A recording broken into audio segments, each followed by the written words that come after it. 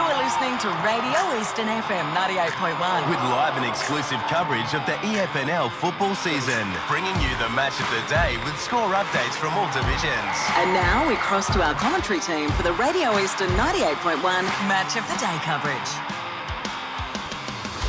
A very good afternoon and welcome to the Eastland Match of the Round. We've made the trip up the mountain to Belgrave South Recreation Reserve for a special day on the South Belgrave calendar as they celebrate their 80th anniversary as a club. The Saints welcome a Balwyn outfit for the first time to their home deck, with the wounded Tigers looking to regain some form, having dropped 2 of their past 3 games. You can catch all the action from today's game, plus the next hour of pre-game, right here on 98.1 Radio Eastern FM, and as always, streaming live around the globe on YouTube, on Facebook. I'm Josh Ward, and what a panel we have assembled for the pre-game. First up, a man who spent the past week gallivanting the streets of Warrnambool, but is back for today's Eastland Match of the Round out here at Belgrave South. It is none other than Matt Spider Lee. Welcome, Spider. Afternoon, Josh. Afternoon, everyone listening and viewing.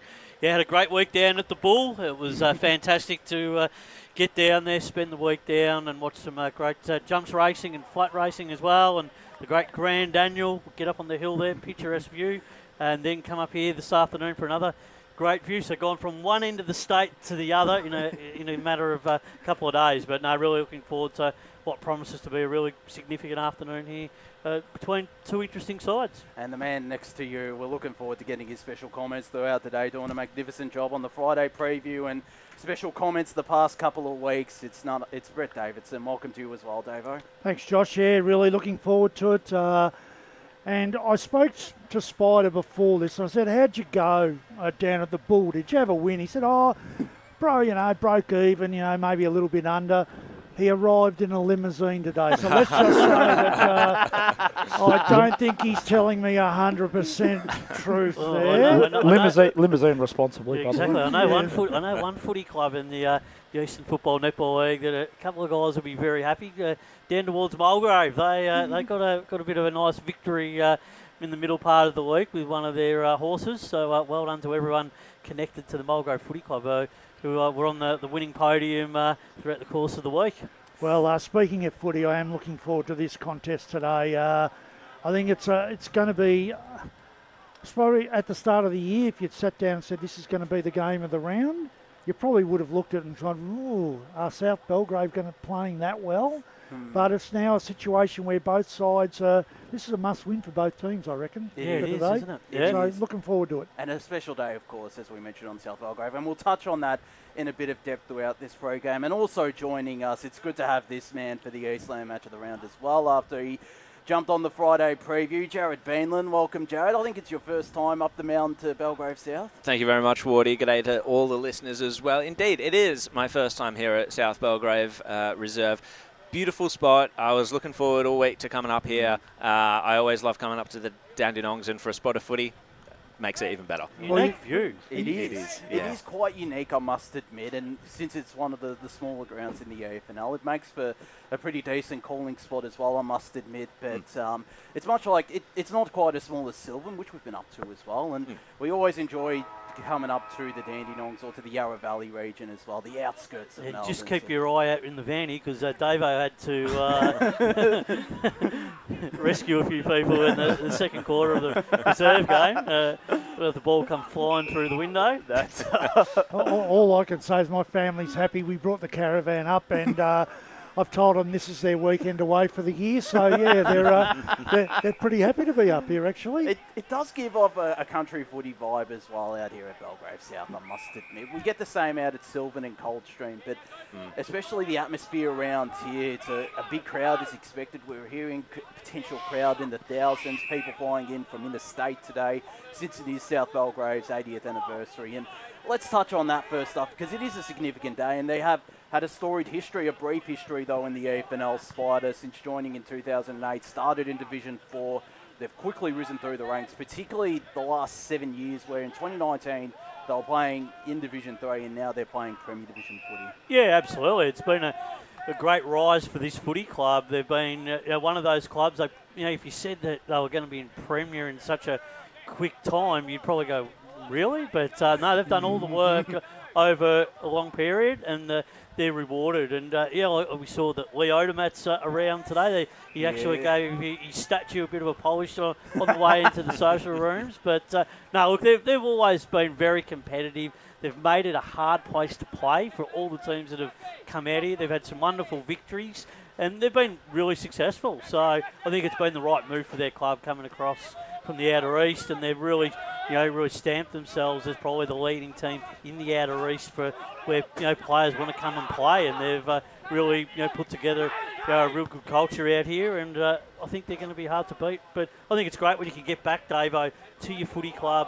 80 years, it's a very long time to celebrate, but you can reflect about what the club has done over a long period of time. Oh, without a doubt. And I think one of the things is that they came in through 4th Division, and they've risen up to Premier. There's not a lot of clubs that have been able to do that. I think Roeville maybe came in and Roeville did it. Started, and but there's been a few others that I'm sure have done it. But South Belgrave, they progressively got through the ranks. I can still remember when they were in 4th Division. I think it could have been 3rd Division, and Tim Smith was playing for Ferntree Gully, I believe, or Upper Gully. He was playing in a final. They got recognised and went across to Melbourne from that. Yep. And he's come back to South Belgrave and become a stalwart, and they've built a team around him, around Odermatt. They've had a lot of very good players and a lot of great names come through here. The kids, and they've been fantastic in what they've been able to do, and their setup has just improved year after year. Good coaching as well. Luke Galliot did a tremendous job, building the list, and he's been able to hand over in more recent times. But they've had good support cast around, building the off-field operations and the coaching setup. Without a doubt. So it's going to be a great celebration. I can imagine. I'd say around about 4 o'clock. The word messy could be used, and I heard during before pre-match that one of our callers said the word vociferous, and a great word, because I've got a funny feeling that's what the crowd may be around about 4 o'clock, especially if it's getting a little bit close. Yeah, and it's a nice and contained sort of area as well, so that vociferousness might amplify just given the cauldron-like nature of this ground, and it's going to be fantastic to see. I'm really looking forward to seeing what the South Belgrave faithful will give out there today, especially if it's a close, tight, and hard-fought game. Yeah, they always all clubs get themselves up for these days. You guys saw it last year with Scoresby.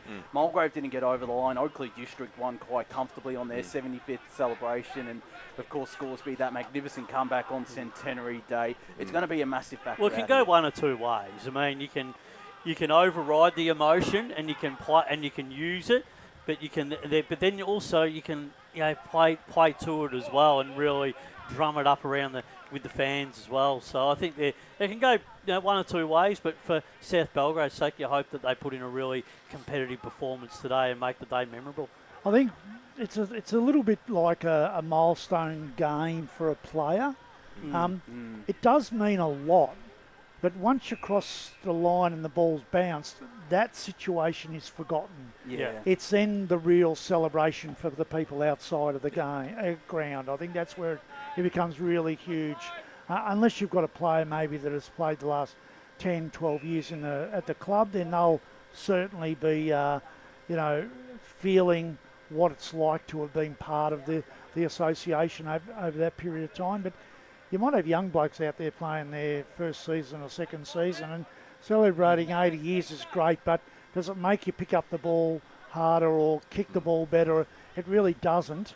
But what it does is it just brings the community together so very, very well, and that's going to be the exciting part of today, I think. Yeah, and probably the entire town of South Belgrave will be coming down to this contest. So. There won't be too many shops open this afternoon, so all one-way traffic leads to South Belgrave Recreation Reserve. Yeah, absolutely. One question I will ask all three of you. We touched on this, Ryan, Blake and I touched on this on Inside.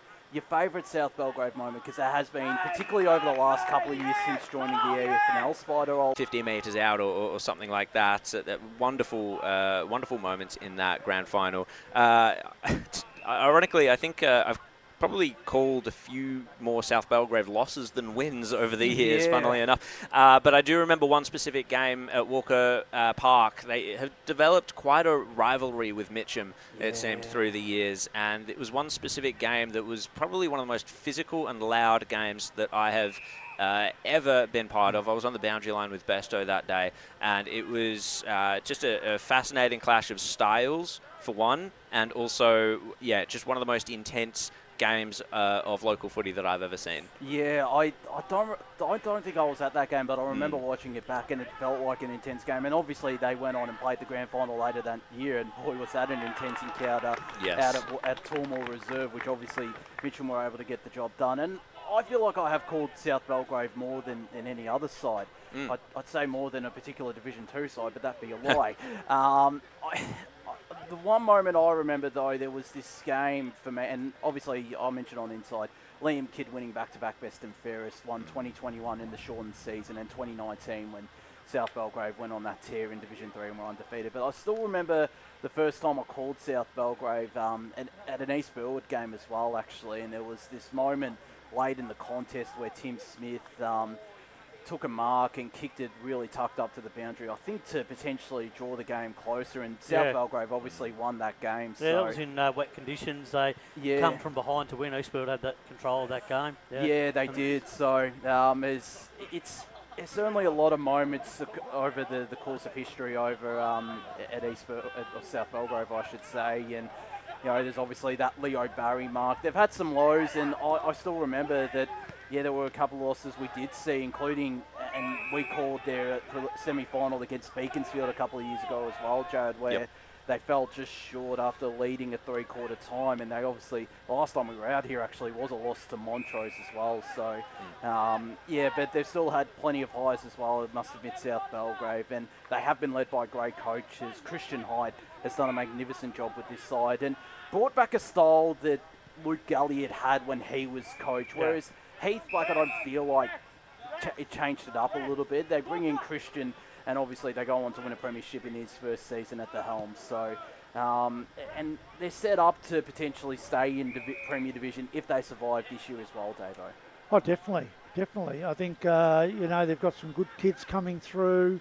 I really like the fact they've had a good connection to Eastern Rangers. So they get a few kids through that area, and quite a few kids from this area are in the Rangers program at the moment, so that's good. Look, they're certainly, and with Heidi coaching them, look, he's a good operator.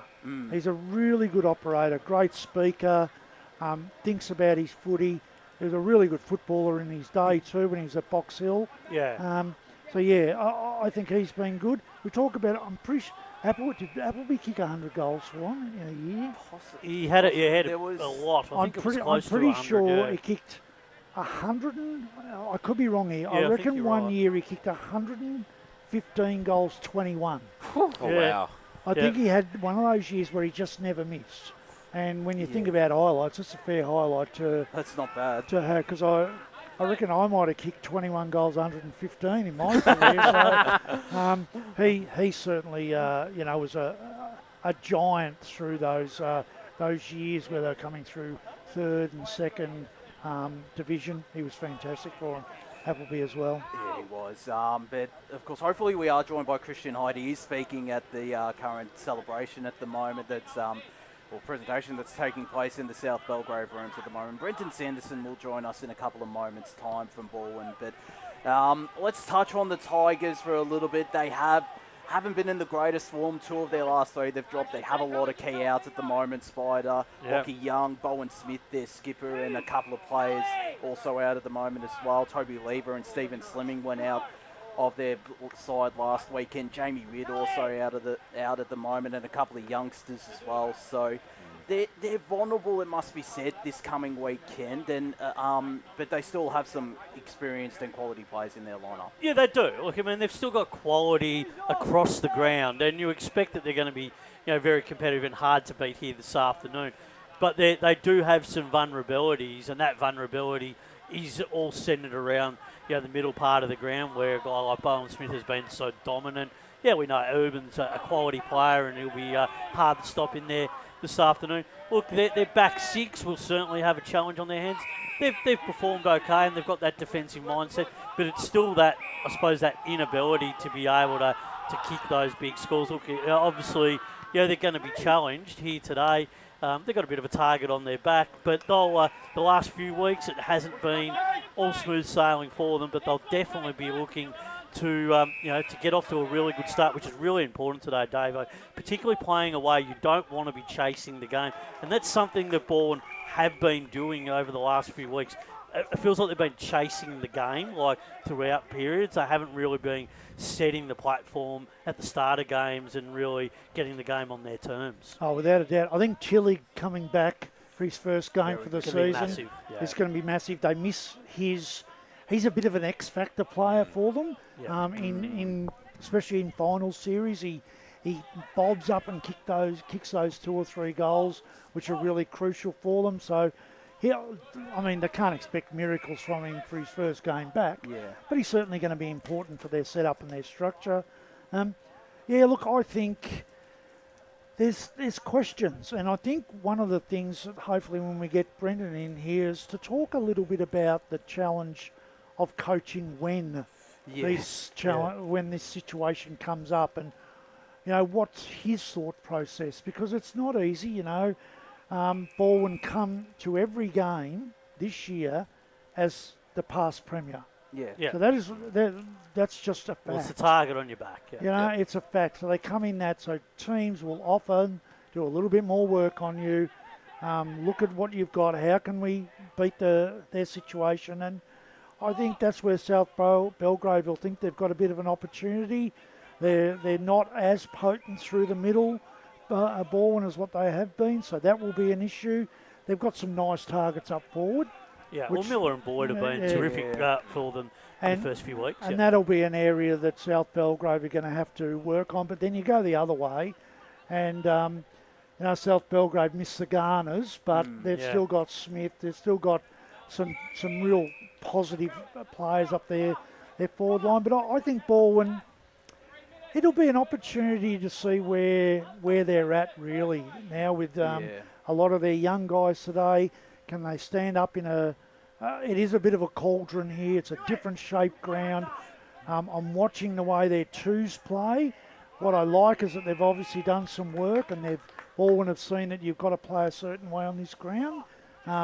They've adopted that methodology, which is quite good to see, because you just can't hold the football here and expect the forward line to open up, because it just closes up that quickly. You've got to be able to move the ball across the ground quickly and then open up one side of the ground really quickly to get that lead up. So it'll be interesting to see how they play out today. And I think the inclusion of Josh Pollux will definitely help with that. He'll be able to marshal that sort of defence. He'll have that kind of strategy in mind while on field. He's obviously a very talented player, but also has that leadership capability as well. It would be great to have, slipped my mind now, but Pollux is definitely an important factor in that. I think it's on a big picture scale. It's going to be really interesting to see how these kids do perform for Balwyn, because they're going to be blooding their future essentially, and this is the time where they're sort of forced to do it. It's not ideal. It's not when they would have wanted to have to play some of these kids. However, this is that's footy, and at a certain point, this is an opportunity for Balwyn to be able to see what part of their future will look like. This is where you learn. This is where you really find out what direction your club's heading in and whether the players have the capacity to play at the level. And a guy like McDermott, Davo's been playing some really good footy as well. Yeah, certainly has. And if you look at the list we've got here, so Balwyn have only got they've only got 3 players on their list that have played 100 senior games of football. Yeah. Which only 3. And I think their average is about 50, 60 games. Something like that. And you look at it, they've got Pappas without 1, Carlin's 1, Stefanowski 2, Marshall 8, Edward Lamotte 4. That's a lot of inexperience. Isaac Barry's only played 10. And you look at the other side, and you've got Belgrave, South Belgrave have got 1, 2, 3, 4, 5, 6 players that have played over 100, but they've got a couple of them have played over 200. So they've got some real experience, South Belgrave, in their club. And they have that sort of range of players that have played around that 50 to 80 mark as well, that sort of middle tier, which Balwyn, I think, just looking at the page there, that's also a bit of a hole. Yep. So I think this is where, Brenton's got... I know if I was the coach, this is so exciting. I know you're sitting there going, well, hang on. They're, what are they, 1 and 3? Or are they 2 and 2? I think they're 2 and 2. 2 and 2. They're 2 and 2. And they've had one big loss or 2 big losses. Yeah. You're sitting there going, well, we're not bounding through the competition, but they're also in a situation where this could be the future. There could be 6 players in this group who are the future in years' time, or even at the end of this year. Blokes are going to play 100 games for them. Can you identify when you were coaching a similar pattern when you had to expose young players, bring them in, when you got your key senior players out, and then you go, well, this is the future, we need to have a look at it now? Without a doubt. And when you see them, because they go in, people think, they're, first and second gamers are a bit overawed. Kids these days, not a lot of them get overawed. Yeah. They're a little bit more, well, I'm going to show you. This is why I'm here. I'm here to, to put my stamp on a game of football. Well, that's the sort of enthusiasm. And we've seen it through, have a look at the new boys that have come into North Ringwood this year. Yeah. The young kids that have played through there. We've looked at some of the games that we've already covered where the young guys have come through and been really super. And it's an exciting part of the competition. And it's a different, though, if you've got a blood 12, then it becomes different because you need that experience. But when you've got 4 or 5 and you can build through and give them 5 or 6 and they might go back for 2 and then come back for 4 or 5 again, or they stay the whole year, whatever it may be. It's an exciting program to have, and this is where I think the challenge for Balwyn will be, and I think hopefully Brendan's excited about it. Yeah, absolutely. And just touching on some of those younger players, Elliot Carlin made his senior debut. He did have a pretty decent game, and Sam Pappas as well. Both have played Oakley Chargers footy. Pappas this year as well has played all games with the Chargers in 2026. And you look at guys like James Stefanovski, Josh Curtis, who have played senior football reserves kids for a chance at the senior level. Sam Pappas on senior debut. Elliot Carlin made his senior debut last week. Josh Curtis, Flynn Marshall, some young players coming through. That must give us another sense of energy, particularly to the more experienced players in the group. Yeah, and the other one which you guys will love today is Isaac Barry. His dad's just outside the broadcast window here, the famous Leo Barry, who took that great mark in the grand final for the Sydney Swans. So Isaac's Balwyn Jr. He's had 3 serious shoulder surgeries in the last 4 years, and he did his ACL about this time last year. Actually, no, it was about him as well. So he's one that we've been tracking really closely, and like all of our boys and even myself, we haven't seen him play live. I've watched a lot of him on tape, and I really like him. He's only small. But yeah, dynamic forward. He's been playing behind the ball at Oakley, but yeah, I think he's going to be a really talented kid. And I don't know how long he'll play for Balwyn for. He's probably got bigger aspirations. But yeah, he gets to wear a Balwyn jumper today, and I think he'll play well. Sando, good luck this afternoon. Let's workshop and explore the start of the season, and more in particular, the aftermath of what was the game against East Ringwood, because it was a game where we just went along not expecting that sort of performance, and how you managed to pick up the pieces after that game. It's well documented that you basically, that was a frustrating game. Bowen Smith goes down with injury, but throughout that game, go behind closed doors, the old lockout after the game to get the players in there.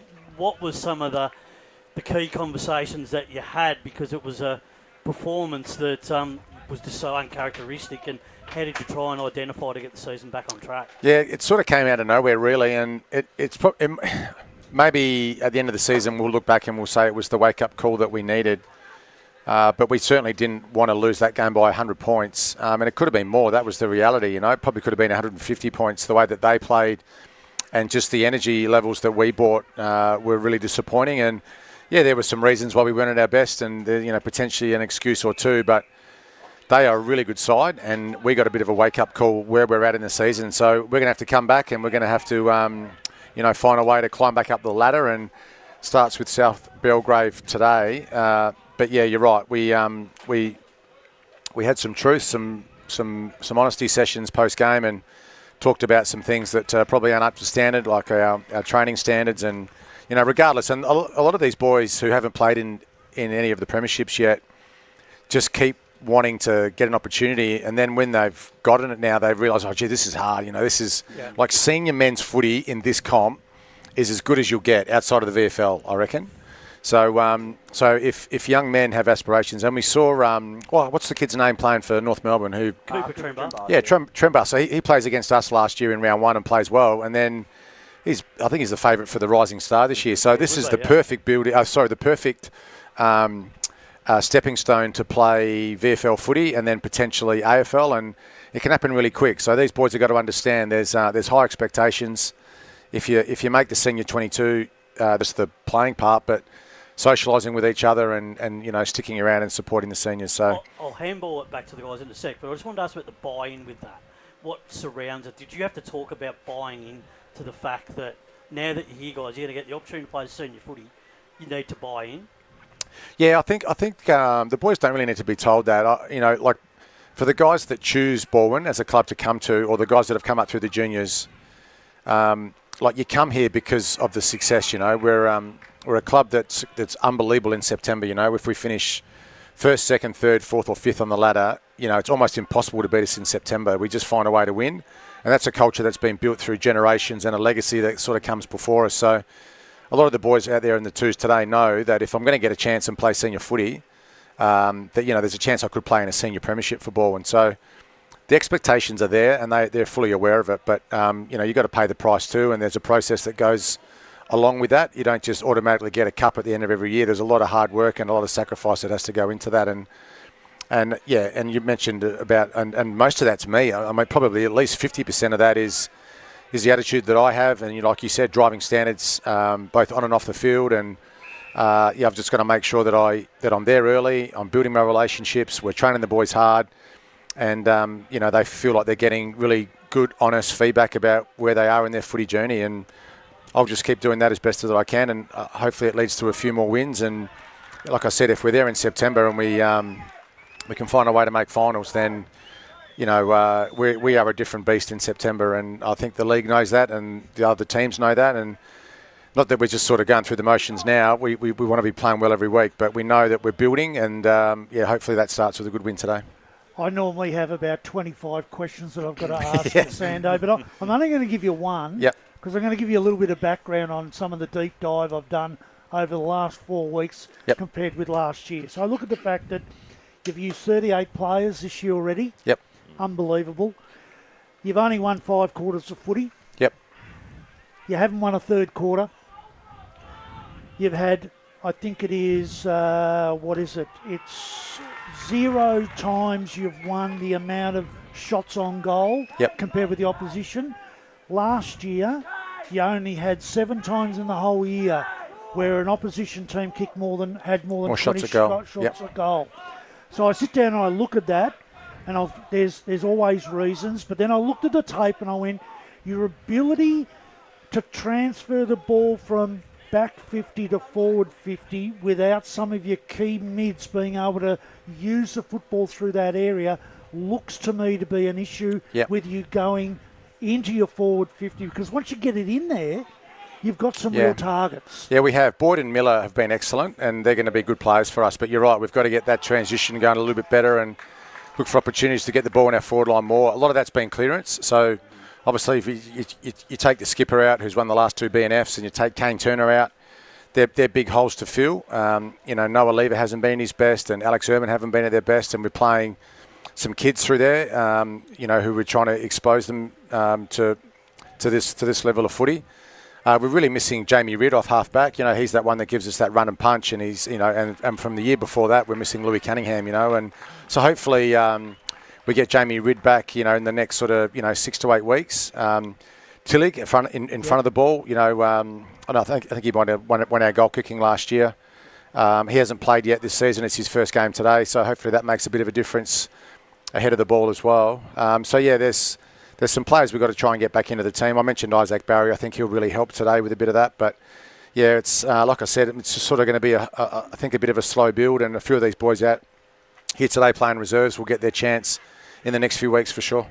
And finally, as a coach, it's exciting, isn't it? This is what the real challenge of coaching is when you're in this scenario and this situation of good players being out, bringing new players in, trying to get the synergy amongst the whole group. Yep. Is this what really excites you about coaching? Yeah, definitely. And I mean, there's obviously days, because I work full time as well. There's days when I just think it'd be nice just to go home and put the feet up. But once you get to the club and you're around these sort of 50 young men, and we've got a really good group of volunteers who are really passionate about the club. Yeah, it just makes your heart beat a bit faster, and it's why people do it. And as I said, we've got some really passionate people at our club who love the place, and I'm the same. When I get to the club each Tuesday and Thursday night, and obviously these Saturdays, they're really great fun. I'll go home and collapse after this, but they're sort of big days. But yeah, I mean, we love footy. This is a beautiful little ground here today out at South Belgrave, and I know they're going to have a big crowd here today. There's already people in there, having a really good time. So hopefully it's a good game of footy, and you guys have a good call. Sando, it's always a pleasure to speak footy with you, mate. Just one from me. Given that it's a new team that you're playing against yourselves, a new ground, and plenty of kids that haven't played with you before, how much weight is on the shoulders of your on-field leaders? Yeah, huge. Yeah, and you're right. And a lot of them actually aren't out there, which makes it even more challenging. So a few boys have got to step up. And, I've been in footy now for over 30 years, maybe 35 years now. And sometimes young men just come into a system, whether it's AFL or VFL or community footy, and they're 19, 20 years old, and they just step up. And I could go through all the teams that I've been involved with, but there's opportunities today and for the rest of this year for a new group of boys that are desperate and hungry to play senior footy for Balwyn to step up and say, "No, I'm with you on this journey. Let's go get another one." So yeah, we'll see who those players are today and for the rest of the year. Absolutely. Well, we better let you go, Sando, because you are a very busy man and you've been great with your time for the Eastland match of the round. Good luck for this contest out here at Belgrave South. No worries. Thanks, boys. Have a good call. Thank you, Brenton, for joining us in the pre-game. In the build-up to this Eastland match of the round, we're going to go to our first break ahead of this massive contest between South Belgrave and Balwyn. Thanks, Mark. Today at Eastland, Lucy's trying on jeans for a momentous occasion. Coffee with the ex. She needs jeans she can move in, because she's definitely moved on. Jeans that get a second look, but don't give any second chances. Jeans that say, "Why yes, I have spent the last 8 months in a post-breakup juice cleansing, kickboxing, personal training frenzy." And it looks as though she's just found the perfect pair. Welcome back to Belgrave South Recreation Reserve for the Eastland match of the round. Josh Wood here alongside Matt Spider-Lee, Brett Davison and Jared Beanland in the build-up to this matchup. A special day for the South Belgrave Football Netball Club, their 80th anniversary as a club. They're going to be celebrating all their premierships dating back to 1968, which is well and truly before my time, and only one of my parents were born then as well. So, and all, of course, their most recent premierships in 2013, 2019, 2022, and 2025, which were all in the EFNL. Let's touch on the Saints nowadays, the present Saints.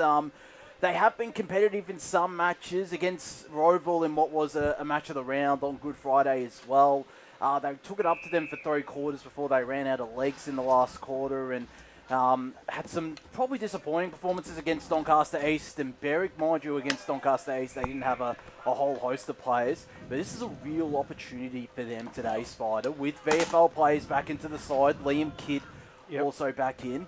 A great opportunity for them to get up and get the job done at home. Yeah, it is. I mean, they've played some pretty good footy during the course of the season so far. Like, there's been a couple of games where they've been inaccurate, they've been in games, they've taken their moments, and then there's some moments in there that haven't quite worked for them. But I think that if they come into this game with the self-belief that they can compete for the entire contest and have that attitude and play with that excitement which they have so far this season, and some of their experienced players can continue. I mean, a guy like Tucker has been in really good form. We know what Smith does. We know what Liam Kidd's capable of doing, and he's done it for such a long period of time. So they do have the makings of a really good team, and if they can get on top early and get the game on their terms, they'll make this game, and they'll make it very hard for them to be beaten. Yeah, I think they've. Look, they're another team that's had to make a lot of changes. I think they made about 7 this week. Yeah, it's not 6 or 7, isn't it? I think it's about 8 changes they've made. Yeah, it's been a bit of a theme for them because they've had some guys injured and they've had VFL guys as well. So I think that's the challenge for them. But when they've come in, people have done their roles, and I think that's the thing about coaching again. Yeah. It's all about role play, coming in, fulfilling that role, and doing your best to your ability when doing that role as well. So I think guys like Simonson coming back in, Muirhead coming back in, Morrison, a young guy from the reserves, is like a key back, I suppose, can play a little bit forward, coming in. I think Lloyd's come back in for his first game for a little while. Young kid Hollier coming in as well. So, they've got some youth, but they've also got some real experience coming. And with Kidd now, I think it's his 3rd game that he's played for the season. That's really going to help them. So, I think they've got a nice side in. They're going to miss both the Garners and Wind. They're 3 big outs. But, that's playing on their home ground is going to be important. Their 2s are winning extremely well at the moment. Sharp kicking as well, it must be said. And I think that's a real bonus as well, because they're going to walk out in the ground. They're going to have their 2s have been up and about with a very young team as well. So I just like the fact that South Belgrave, their first 10 minutes, it's not whether they win or lose the game in the first 10 minutes, but it can set a little bit of a tone. Are they competitive? Pressure. Is the pressure up? And then build that next 10 minutes. What does that look like? Can they hit the scoreboard? All those bits and pieces will be very interesting to see. And I'm excited to see exactly what they bring today. And just touching on their under-19s as well, they drew with Balwyn. I think they did hold the lead by about 4 or 5 goals heading into the last quarter, but then they gave it up, and a kick after the siren from Balwyn actually got through, and the Tigers were able to secure 2 points. But they've picked up in their last 2 games, South Belgrave, 6 points at the under-19s level after they started off pretty slowly there. So that gives them a little bit of momentum, and it just adds a bit of potentially to the atmosphere as well, Jared, with how up and about those 19s, even though they didn't get the win, but they would be getting some points against a good Balwyn outfit in this reserves game as well. Yeah, absolutely. And you can sometimes see sort of the difference that a reserves win can make. The reserves side will be up and about. And I know when you cross the white line, it sort of doesn't necessarily improve kicking or disposal or the minutiae of the game that goes into winning a game of football. But yeah, absolutely. There's going to be a great feeling around the club when the reserves stick around and everyone's here and up and about. And just touching on some of their inclusion, Spider, Matt Hollier averaging around about 12 disposals at the VFL level with Williamstown. Didn't play the past couple of weekends with them, started the season off with them, so clearly rated very highly during the course of the pre-season at Williamstown. Good prospect. Bailey Lloyd, a young prospect, played in a young guns game against or either with the VFL or the Coates Talent League as well, and we know what Blake Simonson can do. They will add real quality to this South Belgrave lineup. They will, and I think Simonson is the one for me. He just provides so much for this team, and we've seen him, during when he's come back at South Belgrave, have so much impact in games. He's just such a quality player and good ball user, and makes really good decisions. And I think that's the thing, isn't it, Dave? When those sort of guys can come back and really, take off from there and make those good decisions, bring the team with them, it makes the team play a lot better as well. Oh, without a doubt, and especially going through midfield, half-back roles, wing roles. If you've got those players up and about, and they've got a few of them now who are up and about, that's the area that Balwyn have been probably not at their strength once that Bowen Smith came out of the side. So that's where it's going to be a crucial game of footy. I think you're through that midfield area. Do you think so South really Belgrave want to make this a bit of a dogfight today? Do you think they want to make it a bit of a scrap, or do you think it's important for them to play with offence, play as much attacking as they can? Do you think Balwyn's going to probably be that side that's probably going to want to tie it down a bit at different times of the game? I mean, their transition when they do get a going ball, and they're as good as anyone, but there might be some times where they're happy to take a little bit of heat out of the game. Well, I think that the sides that have taken them on transitionally, so East Ring would have been the number one. they've cut them up. Yeah. So they need to be able to stop that if they can. But it could be, I talked about quarters one, and I'll talk about it when we get Heidi in here, hopefully, to have a chat. They haven't won a first quarter yet, South Belgrave. So they've been left in the barriers. They need a good start. And even if it's just a solid start, they need it. And that's really important for them. I think to answer that question for mine, Spider, in terms of which team wants to take on the game and try and use their disposal and versus who wants to make it a dogfight. I think for mine, given the fact that this is an unfamiliar territory for Balwyn, this is unfamiliar territory for Brenton Sanderson as well, as good as a coach as he is, I think South Belgrave are going to want to try and expose Balwyn's inexperience on this ground specifically, try and use the way they know the ground as much as possible. And to do that, it is about disposal. It is about where they're placing the ball, and it is about that sort of efficiency with kicking. Yeah, exactly. And I think that's going to be a really interesting part of this game.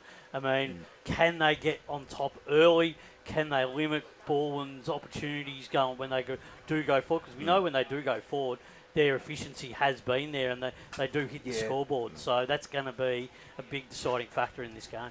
I think it will be absolutely crucial. And when you've got guys like Tim Smith, who can obviously roll into midfield, but multiple scoring options. I mean, Clay Tucker getting back the scoreboard. Zach Greaves also back in is a really He's been really good, Zach Greaves, and I've seen him play at VFL level as well.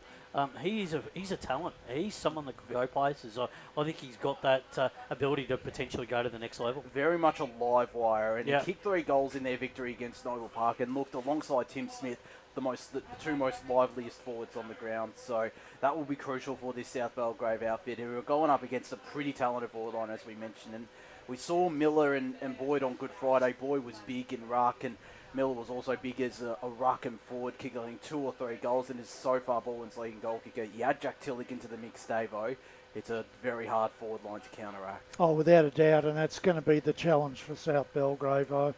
I'm presuming I would think that someone like Morrison might have to be a tall down back. Liu will go to one of them. Yeah, Liu will go to one of them. So which one? Which one do you think? I reckon Miller. Yeah, I think Miller's the one he's going to have to go to. Well, he's the most damaging, isn't he, at the moment? And Tyrese has got a nice leap on him. He's got a bit stronger over the last couple of years. He's been, he's come through the Rangers system, so he's got a little bit of strength through him now. So, it'd be a big challenge for both of those boys. Yeah, it certainly will be. And Morrison coming into the senior lineup as well. It will be interesting to see who goes to potentially someone like a Jack Tillich. And who knows, that magnet could be swung, given he was Balwyn's leading goal kicker last year. But I think the Liu-Miller matchup is quite fascinating. Liu and Miller as well, obviously, with that state league experience as well. And both Miller playing as a centre-half forward and Liu playing as that centre-half back as well will be quite fascinating as South Belgrave enter on to Belgrave South Recreation Reserve. We are going to go to an ad break shortly. So, Spider, you won't be joining us for this contest, but do you have a tip and a margin? I'll be here at half time.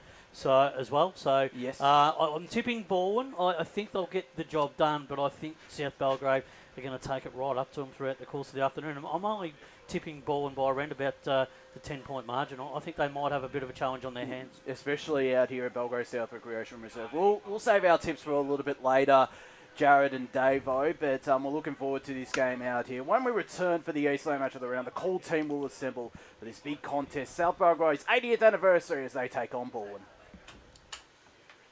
As Sarah opened her best friend Jackie's wedding invitation, she was overcome with a wave of emotion. While her 2 young boys wrestled on the floor, tears of happiness rolled down Sarah's cheeks as she saw the words she'd been longing to see. Please note, this wedding will be a child-free event. Well, Sarah, looks like we're off to Eastland for a new frock and some heels. Let's book in that babysitter. For all of life's little moments, there's Eastland. Eastland. Live real. At Yarra Valley Water, we know reducing your shower time, or show time, to 4 minutes can save you an average of $200 a year on water and energy bills. Shower shorter. Save water. Authorised by the Victorian Government, 1 Treasury Place, Melbourne. Sprained your ankle bursting through the banner? Broke a finger high-fiving the ruckman? Or did you run into the goal post again? For bumps, breaks or bleeds, be seen sooner close to home at Knox Private 24/7 Emergency Department. The preferred provider of emergency care to the Eastern Football Netball League, you'll generally experience shorter wait times. You don't need private health, but there is an out-of-pocket fee. Be seen sooner close to home at Knox Private 24/7 Emergency Department, 262 Mountain Highway, Wantirna. Do you feel good about your bank? Because there is a bank you can feel good about. They share their profits to fund big community projects, small community clubs and vital emergency services. They've given $250 million to help Australian communities thrive. They have all the products and tech you expect from a big bank, with service you don't. It's Bendigo Bank. Feel good about who you bank with. Try Bendigo. Search bendigobank.com.au or search Bendigo Bank near me. The superpower I'd love for a day is to fly. If I could have a superpower for a day, it would be to time travel so I could go back and see how life was when my parents were young and stuff like that. Be mind reading. It's always good to know what other people are thinking. At Tobin Brothers Funerals, their superpower is always providing compassionate care to families at their absolute time of need. Get to know the team at tobinbrothers.com.au. Tobin Brothers Funerals, celebrating lives. Hi, I'm Ben Desson from Montrose Football Netball Club, and when I need a new kit for a night out, I head over to Eastland. But Eastland is more than a shopping centre. They support a range of community organisations and have been major partners of the Eastern Football Netball League since 2018. Thanks, Eastland. You are listening to Radio Eastern FM 98.1. With live and exclusive coverage of the EFNL football season, bringing you the match of the day with score updates from all divisions. And now we cross to our commentary team for the Radio Eastern 98.1 Match of the Day coverage. Welcome back to Belgrave South Recreation Reserve for the Eastland Match of the Round. South Belgrave's 80th anniversary, and we're out here to watch their clash against the Balwyn Football Club, who travel up the mountain for the first time in their club's history. And both sides are now out onto the park as well, and we're really looking forward to seeing how the Saints fare as well in their first game against the reigning premiers of the Premier Division. Umpires are onto the field as well, and we've got the call team assembled for this big contest out here. And in special comments, Davo, a great discussion as always in the pre-game, particularly on both these two sides, it must be said. Yeah, it was really good, and it was great to hear Sando go through, some of the challenges that are occurring when you have such a change in your list over the 4 weeks and the bringing in of the young kids. I thought it was, it is fantastic to hear that he's got a player in his team this year that he's never seen live and have never trained with them. But he see tape of young Pappas, says that he's got some real upside to him, and he's really excited about the opportunity that he's been given. And as I said, Sando's really excited about the fact that he's got these young kids that he wants to come in and stand up and stamp their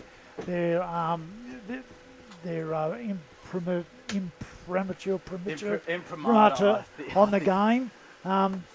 And that's really exciting as well. So it's going to be a fantastic contest with sides that are probably both not at their best with their talent, but they've certainly got a lot to play for today. Absolutely. And also joining us back after spending a week resting after doing a magnificent job last month to providing special comments at the Division 1 and Division 2 level. It's Sandra Ganjarik's assistant coach, or one of their coaches, Emily Mackay. Good to have you back, Emily. Oh, thanks, Wardy. It's nice to be back. I'm really looking forward to seeing how this plays out. I didn't think I'd come back to South Belgrave, and now I'm here, so looking forward to it. Bit of a different view. We're on the same side as the coach's box, unlike last time we were parked on the far side, right next to that shed where there's a fair few supporters out there, actually. So you're still close to the coaches, which must be pretty nice as well.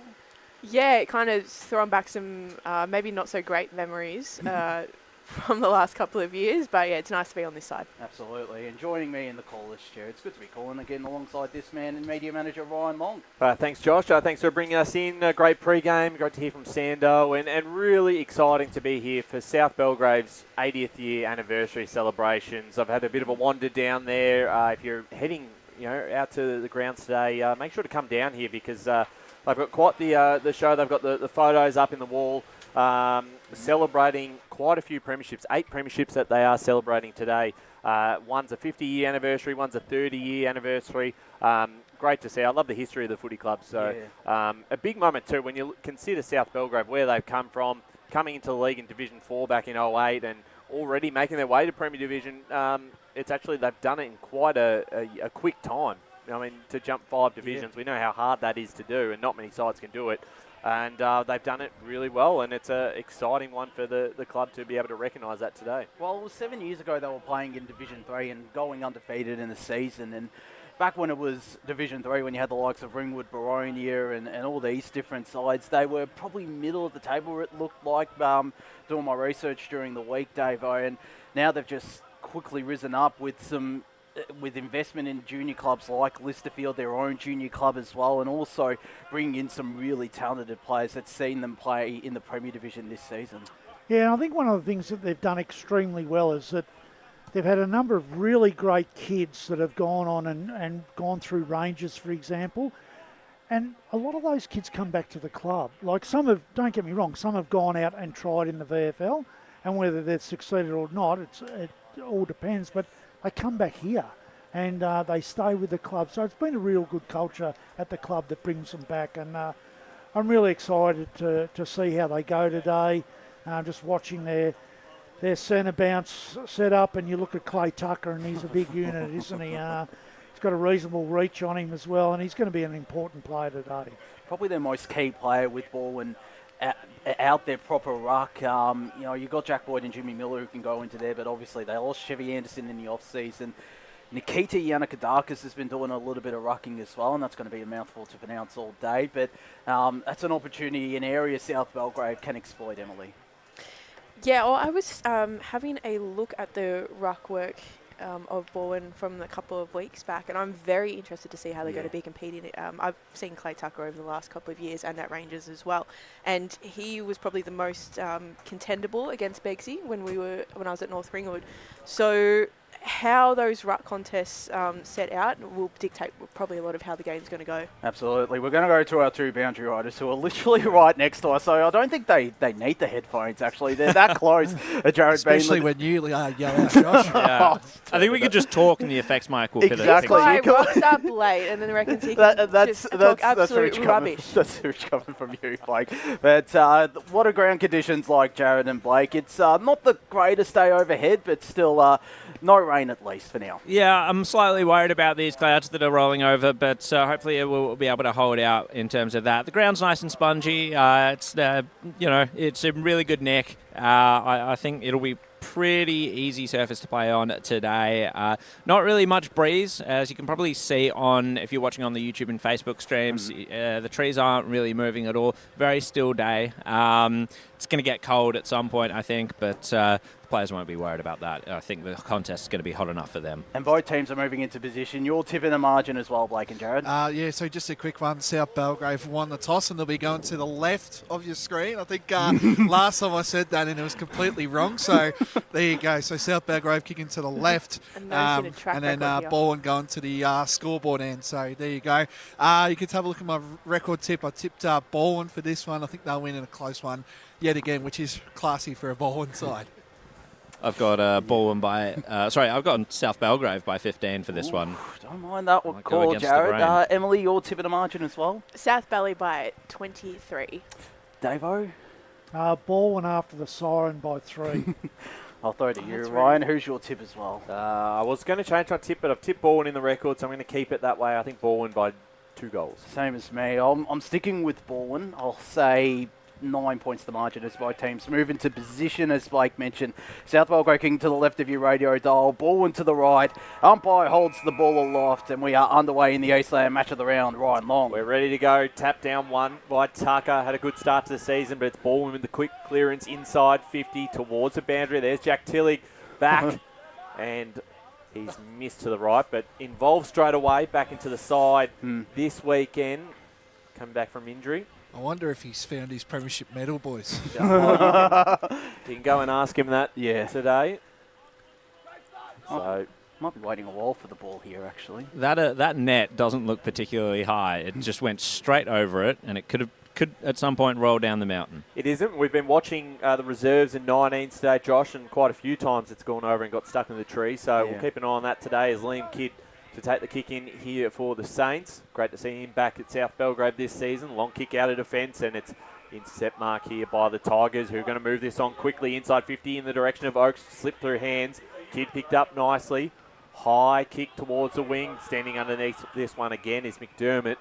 This time to take the intercept mark for Balwyn. The Tigers coming off a big loss to Vermont last week. A surprise as this kick towards the half-forward line.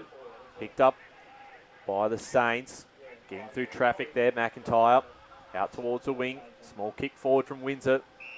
And out of bounds it goes. So a minute and a half into this first quarter. Great to have you on Radio East and 98.1 FM and our Facebook and YouTube streams. And we do apologise as well. There might have been a bit of internet difficulties as well for those tuning into this Eastland match of the round as Yannick Adarkas goes up against Tucker. The latter wanted down. Lever of the Noel variety, the only lever playing today. Got the handball to Schreiber, to Urban. His handball found Liam McDermott, and they work this out to Obi Chambers, who goes a dangerous kick in the middle, still worked out. Lever inside forward 50. Boyd, the deepest target, went up against Morrison, who got a handball away, and the Saints will look to clear through Hollier. Hollier's handball was a dangerous one to Simonson, ducked it and weaved his way out of trouble.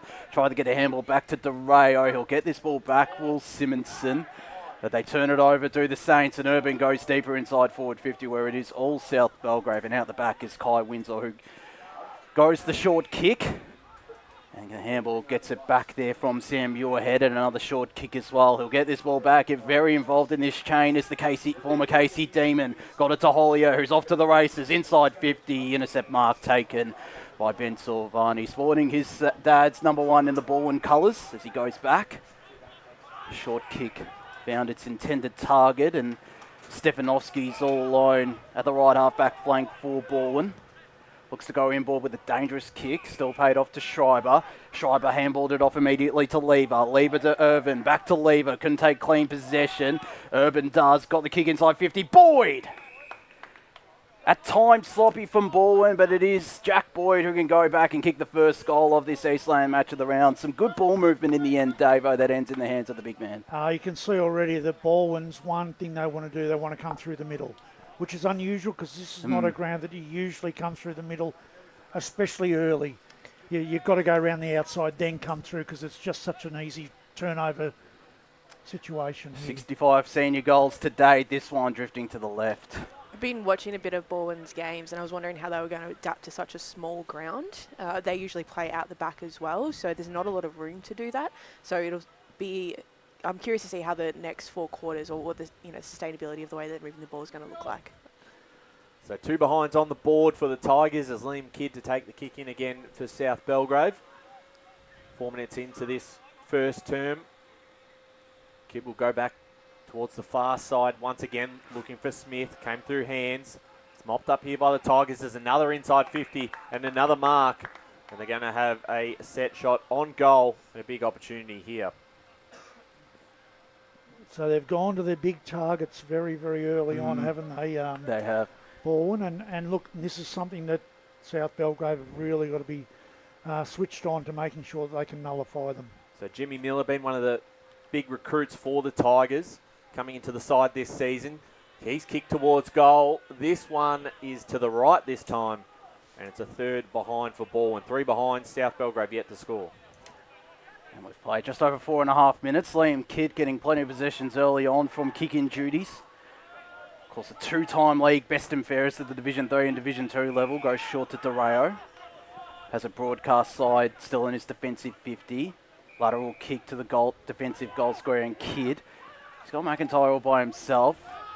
And so is Jack Morrison, which he goes to Morrison, searches for McIntyre, nearly taken high by Tillich, still dances his way out of trouble, goes centre wing broadcast side where Silvani's up against Smith. Smith tries to apply the pressure and does. The handball over the top is a good one to Simonson, dashing towards goal!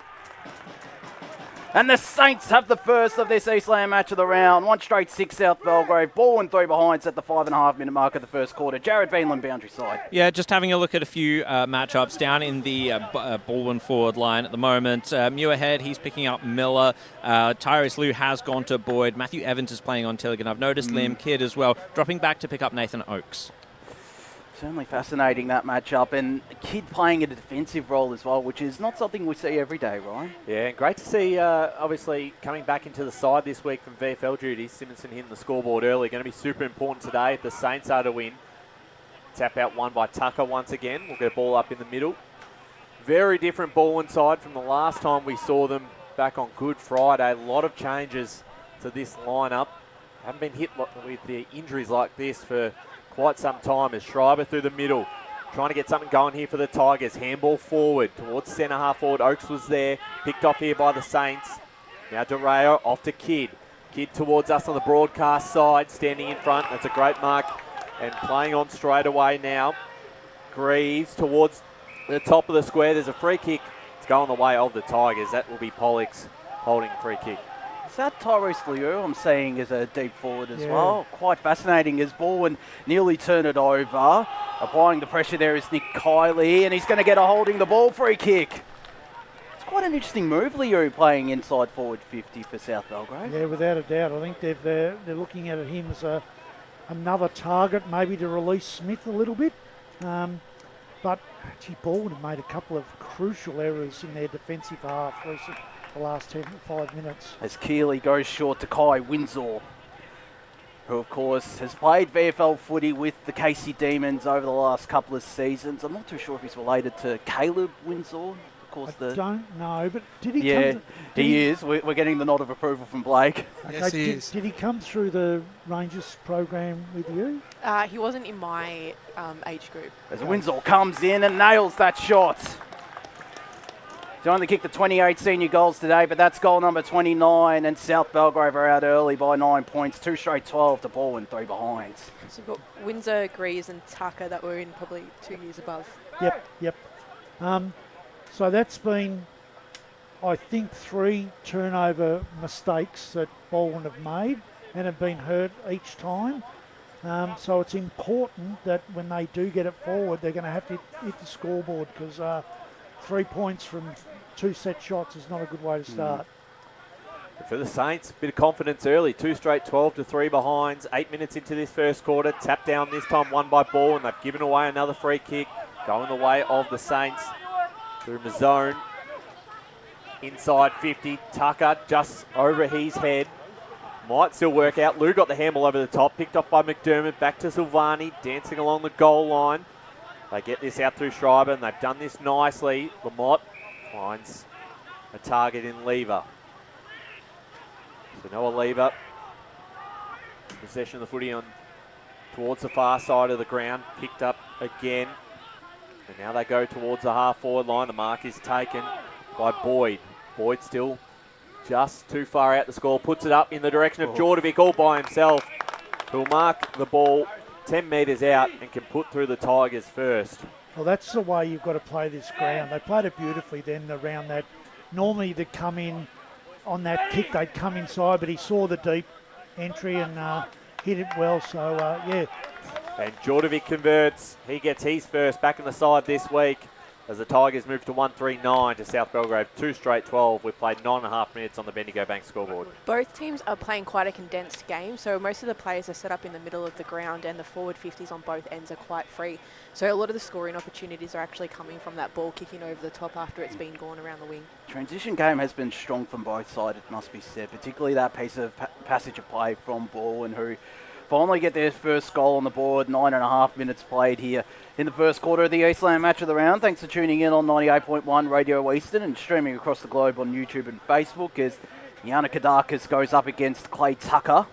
As Tucker, who took it out of ruck, got boots of ball, turned it over though, and Apostolou might get a high free kick. It'll be going to Balwyn either way. There he is, Ryan Apostolou. Still young into his senior career, only senior game number 15. Dances past one, got the kick in the Boyd direction. Evans flew, couldn't complete the grab. Urban's there on the ground. He might get this ball back from Stefanovski. He does, but he's locked up immediately by Jack Morrison, and we'll have a ball up right half forward flank for the Tigers. We'll have prime view of this stoppage as Miller goes up in ruck now and won that tap down.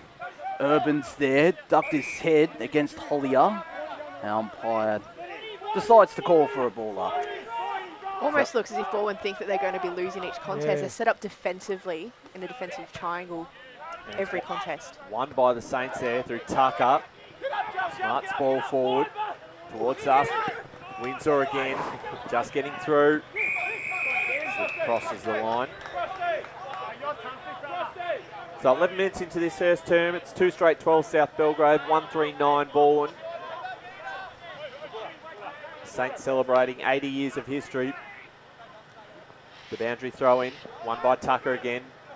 Been important early, wrapped up in the tackle that time was Julian. We'll get a ball up right in front of us, broadcast side. Came off the head of Boyd that time. Bowen Smith, Urban should I say. Cop one high, lever. I'd like to have Bowen Smith out there as Tillich takes the mark right in front of the media van. A long way out from home, puts it towards the top of the square. Out the back is Oakes, balled across the line by South Belgrave for a minor score, moving Balwyn to 1-4-10. South Belgrave 2 straight 12, coming up to the 12th minute mark of the first term. This kid looks across Belgrave South and elects to go to the far side where Tyrese Liu is up against Ben Silvani. The latter got the spoil down to Apostolou. Handball over the top was a dangerous one to Marshall. Spilt out to Elliot Carlin and turned it over to Braden Ryan. High up and under ball should be marked by the Balwyn man, and it is Joshua Curtis. On Balwyn's senior debut, spent the last couple of years playing reserves footy with the Tigers. But he's in for his senior debut with the Tigers inside 50. No mark taken by the South Belgrave man in Evans. He might get this ball. It's Ryan who does. Handballed it off to Mazzone. Chucks it on the boot and might have kicked it out of bounds on the full. No, it stays in play. And the South Belgrave faithful, let Ben Silvani know about that one as well. After he elected not to mark the former Carlton listed man, and we'll have a boundary throw in right in front of a decent contingent of South Belgrave supporters as well. Yeah, certainly right. I'm sure it'll fill up across the afternoon. Conditions okay after a wet weekend in Melbourne. Tucker again, his kick really going nowhere towards the boundary line. Kept in with smart little tap there by Windsor.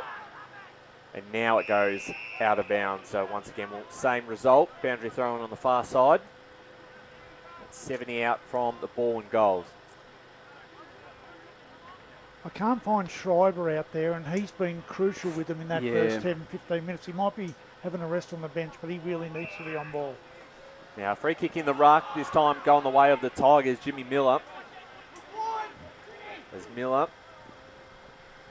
Looks to send this towards the half-forward line. Oakes with the one hand almost was held there. The tackle applied and rewarded for the Tigers. And Sam Pappas will be in range to have a set shot and kick his first for Balwyn. I reckon this is his first kick as well, Pappas. It could be, yeah. He was part of one of the, a bit of work through the middle a moment ago, but I don't know whether he actually got a touch. So, this is what you want young kids to do. Take their opportunity, first kick, first goal. So here we go. So he'll be kicking from just outside the arc. Not a big arc out here at South Belgrave. Kick's not bad. It's going to fall to the left. So just another minor score. They've now kicked 1 goal 5, Balwyn. 1-5-11 to South Belgrave. 2 straight 12. 14.5 minutes gone first term. Kid cries for the ball to come to the broadcast side, which it somewhat does. The mark taken by Tim McIntyre. I'll go back again. Yep. And it wasn't the greatest kick. Still mopped up by Evans. Got the handball to Kidd under immense pressure. That might be Caleb Jordovic, it is. Right in front of the scoreboard, which reads 2 straight 12. Balwyn 1-5-11. Jared on the boundary. Past couple of times I've noticed Balwyn, as they move it inside 50, they've set up for the switch, but it's not been honoured. So it's leaving them with an outnumber in their forward line. Tucker tried to win the tap down to DeRayo. He got a handball away to Hollier. Kick will be cut off by Oakes, who can't keep it in play. Just adding on to Jared's work there, now that the dust has settled, it usually takes about 10 to 15 minutes. It's really more so just a setup for Balwyn in general, just, adjusting to the length of the ground essentially, and now they're actually starting to play a little bit more composed. Ball in inside. We'll call it a 45 arc out here at Belgrave South, and that might be generous as there's a free kick to the Tigers. I was not going to ask how many metres you reckon it is. I'm not going to try to decipher this angle as well. Not after a fortnight ago, and it is Jack Boyd, who's been lively inside forward 50 for Balwyn and has been a prominent figure this year, Jack Boyd, it must be said. Yeah, he's certainly been one of their big targets and played pretty good footy right through. So, but they need this one. Does have VFL experience as well. The former old Zaverian outside the arc. Comes in, leaves the boot well. And it's through!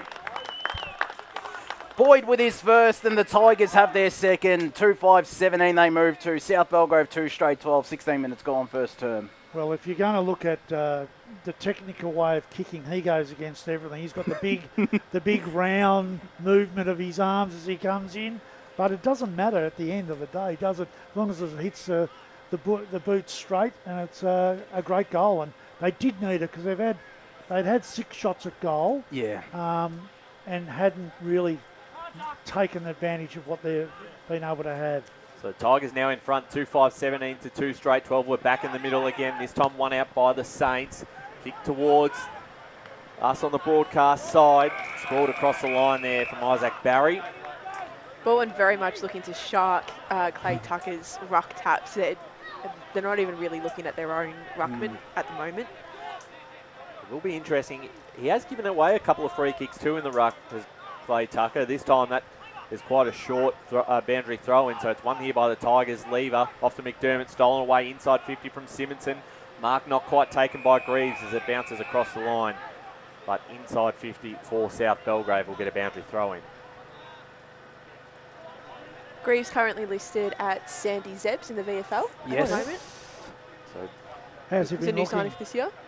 I haven't had too much to do with the Zebs. I only go to a few training sessions, so I'm not going to make any comment. So Miller out of the ruck, back to McDermott, just a kick in hope, but it worked out okay. It fell through the hands of Tillich though. Back inside 50, this time through Tucker. Can they get a mark in front position with Simonson?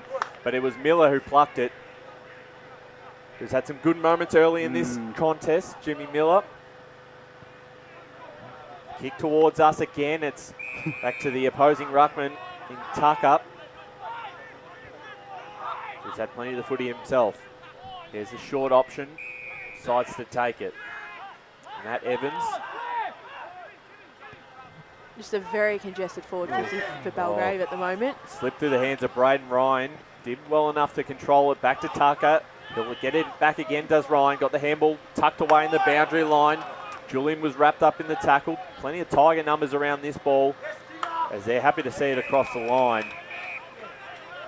So 18 and a half minutes gone first term. 2-5 plays 2 straight. Balwyn leading. 50 metres out from South Belgrave's goal on this broadcast side. It's Tucker and Miller. What a fascinating ruck duel that is. They lock horns as Miller won the backwards tap in the end. There's a holding free kick going to Balwyn. And it might be going to their skipper today in Alex Urban.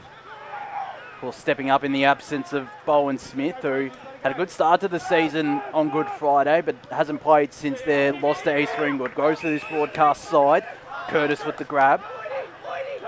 On centre wing, he's got Isaac Barry screaming for it short. Ignores that option. Instead goes long inside forward 50. Evans parked underneath this, couldn't complete the grab.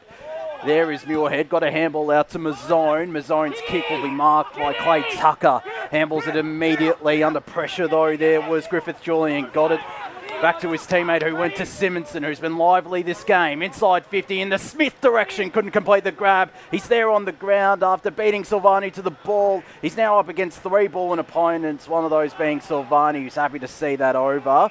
Although it's nearly kept in play by Flynn Marshall, it isn't.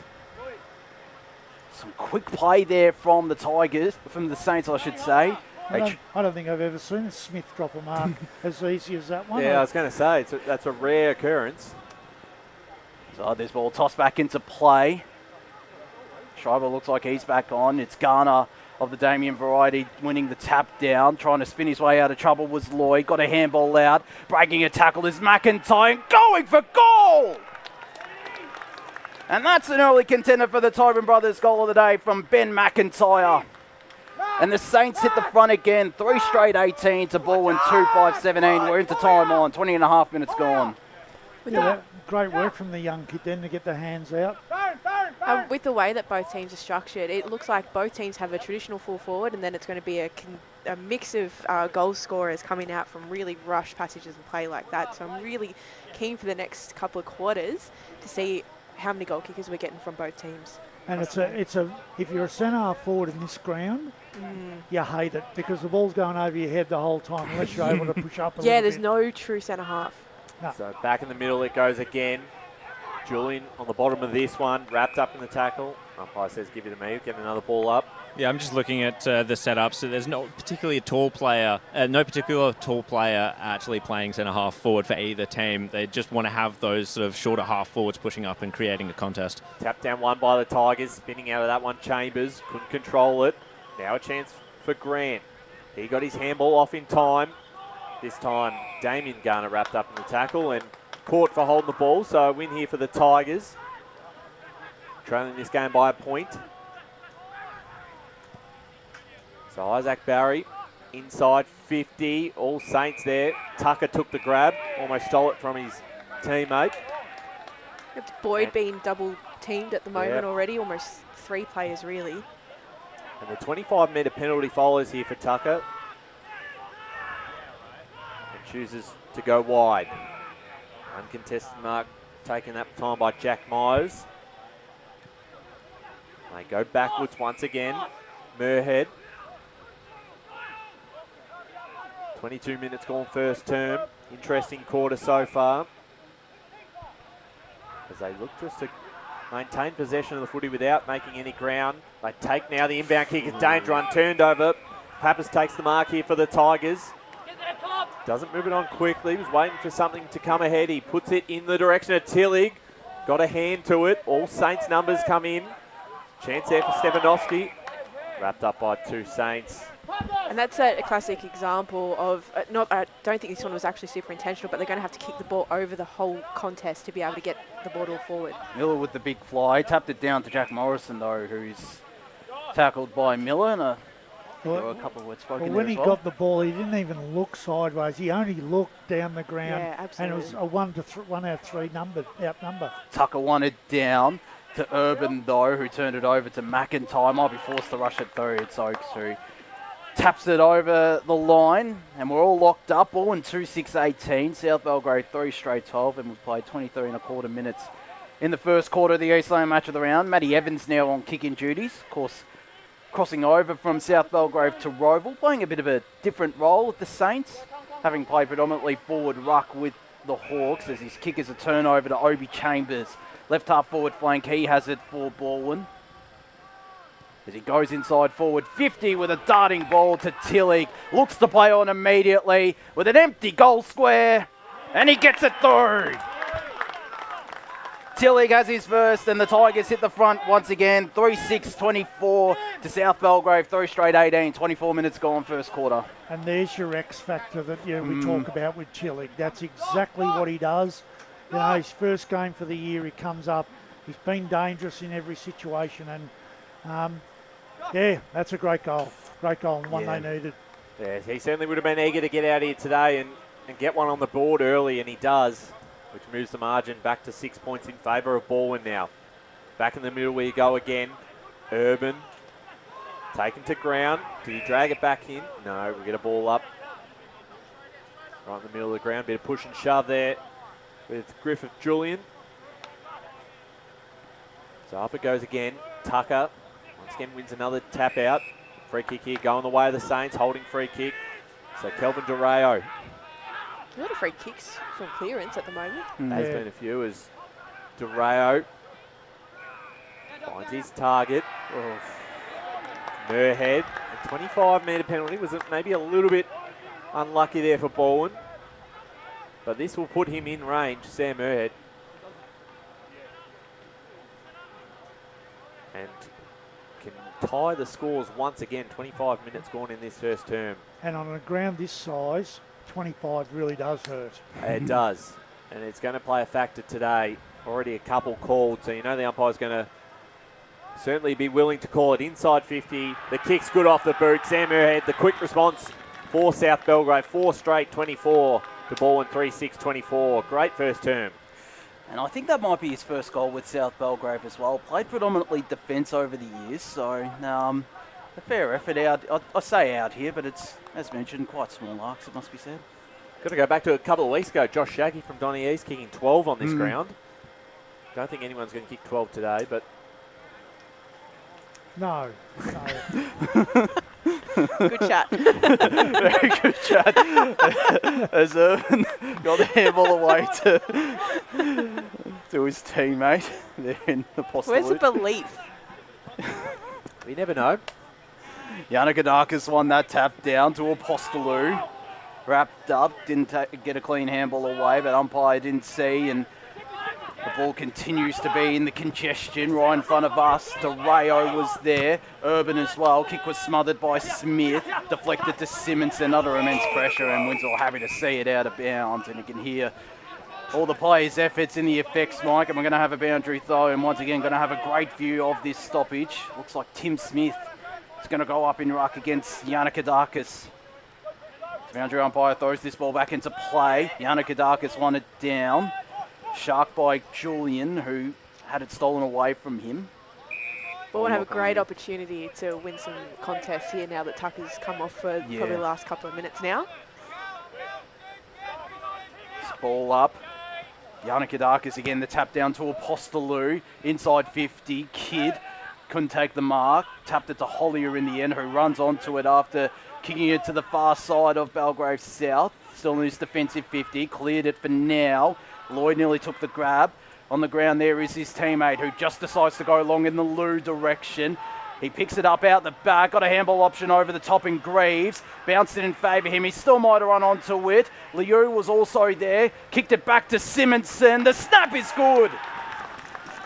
Scrappy at times, but nevertheless it's 6 points, and South Belgrave, they hit the front, 5 straight 30 to Balwyn 3-6-24 at the 27.5-minute mark. You can watch him trailing the ball in here, Simonson, and he does a great job. He doesn't get sucked deep into the contest, stays out. A clever goal. Clever goal. Good forward craft.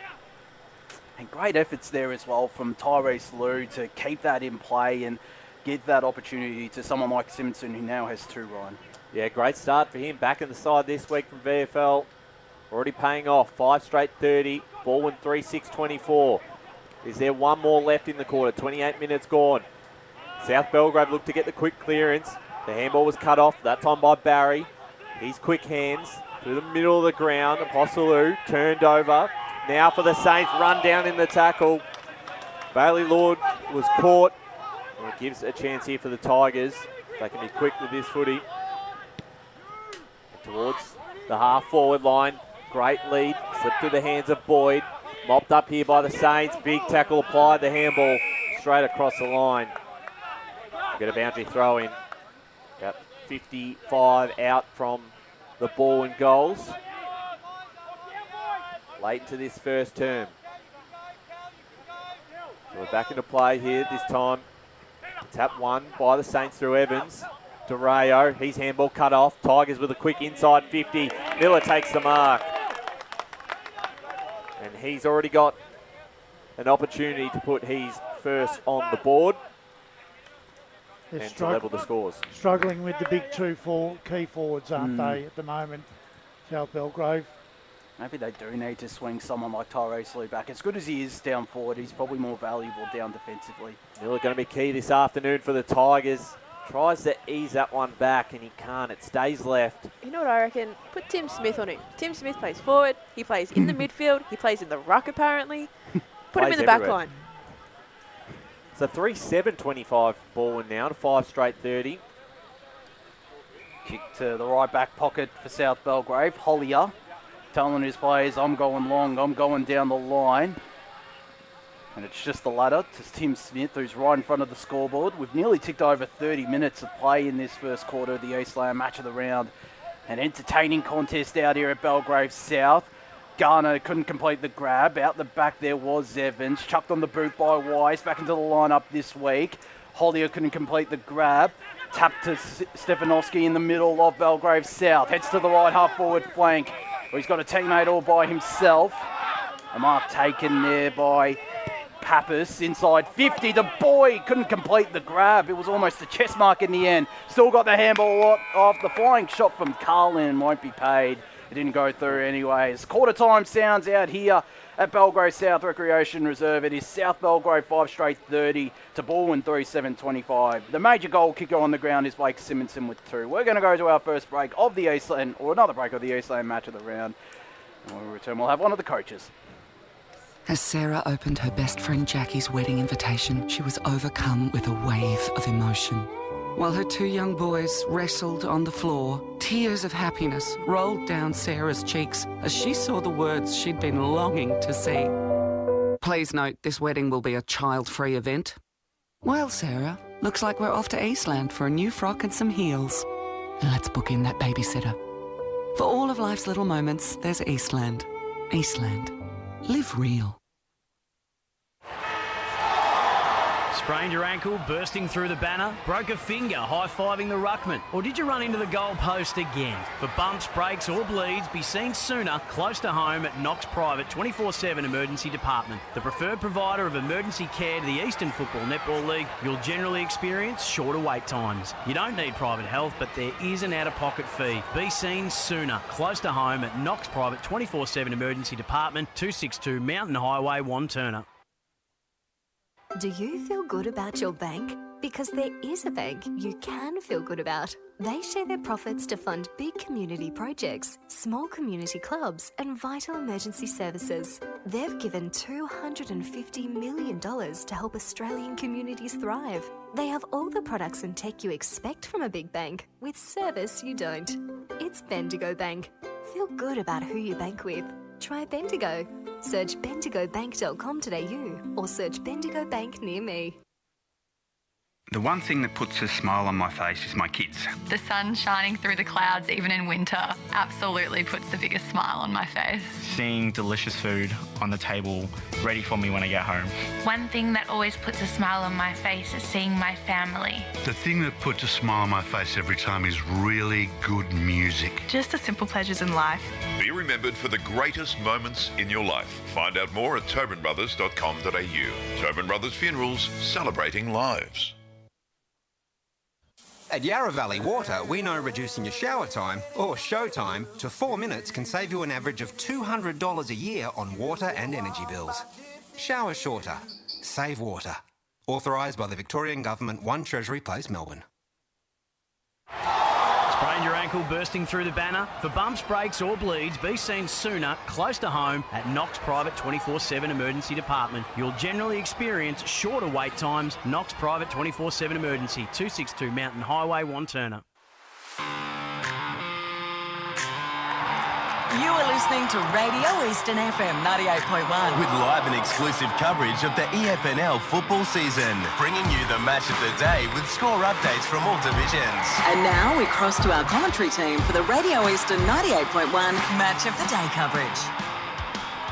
Well, welcome back to Belgrave South Recreation Reserve. Quarter time here between the Saints and the Tigers, and the Saints lead 5 straight 30. Very accurate compared to an inaccurate Balwyn 3-7-25.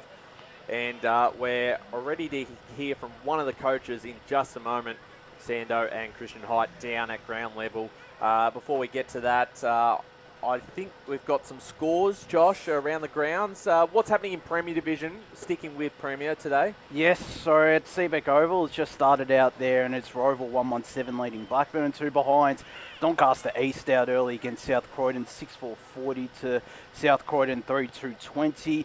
Very competitive so far against East Ringwood. The Wickers, 3-4-22 to East Ringwood, 4-2-26. And no update, I don't believe, from Noble Park, Vermont as well. So some close contest, a bit of sharp shooting as well. Yeah, that's certainly right. In terms of the contest, Davo and Emily, your thoughts on that first term? Balwyn missed quite a few set shots in the end and probably unlucky to not be in front at quarter time, but entertaining contest nonetheless. Oh, yes, certainly. And that's the first quarter of the year that South Belgrave have won.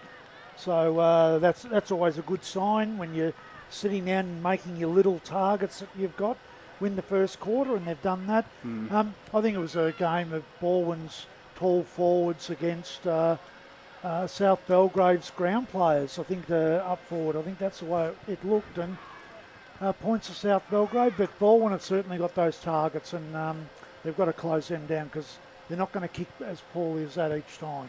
Well, Balwyn have some really great forward targets that they can capitalise on. As we were saying in the first quarter, there's two ways that you're going to score a goal on this ground. The one is to play that traditional full forward role, which they've got 2 targets there, and that's in Boyd and Miller, or it's going to be that scrimmage out of the contest. So it's unlucky to probably be missing 7 of them, but it should be a good competition. It's South Belgrave. If it's their highest or their first quarter that they've won all season, I mean, they've been playing teams above them for the start of the program anyway. So Balwyn was their second side that they're playing against that is somewhat actually at the same level that they're at currently. Certainly right, as we might be getting Christian Hyde for a quarter time address. Blake Tennant was down at the Balwyn huddle, and we'll get his message shortly. But I think you're right, and the transition of both sides has been good. Scrappy at times as we do go down to Jared Beanland, who's with Christian Hyde. Thanks, Josh. I've got the South Belgrave senior coach, mate. A lot to be happy from that quarter, but a little bit to improve, perhaps. Yeah, they're a good side, aren't they, Balwyn? So if we miss kick it, or if we miss handball it, or we stuff it up, they'll kick a goal. So we know that will happen. So hopefully we're a bit cleaner and we execute a little bit better, and we keep the ball in our hands, not their hands. Any positional changes for this quarter? Nah, mate, we're happy with what we're looking at. So, we just get it done in the contest and hopefully get a few opportunities to get a winning score, mate. Beauty. Thanks for the chat. Thanks there to Jared and Christian Hyde for joining us, but always good to hear from the South Belgrave coach. Blake, you were at Brenton Sanderson's quarter time address. Yes, I was, and he wasn't too happy about it, but he wasn't happy with how the tackling pressure was. He was saying that they're not the too many players getting off them really quickly. You've got to tackle with the bodies, and that's something that he did. And he said they've had a lot of entries, just haven't been rewarded. So they want to try, and they've also located Simpson as well, which is another key plan. They've definitely got to put some work on him. It'll be interesting to see how he fares then, Blake Simpson, because as we've seen, he's been prominent so far this contest as teams are now into position out here at Belgrave South Recreation Reserve for the start of the second quarter of action out here between the Saints and the Tigers. It is South Belgrave kicking to the right of your broadcast, Balwyn to the left as umpire holds the ball off. It's going to be Tucker against Yannickadakis in this first ruck contest. So 5 points in it here at quarter time. We're back underway, chasing this one first. DeRayo got the handball off in time. Schreiber with the pressure here for the Tigers. Lever back to Urban. Urban bouncing kick inside 50. Punch from the South Belgrave defender in front.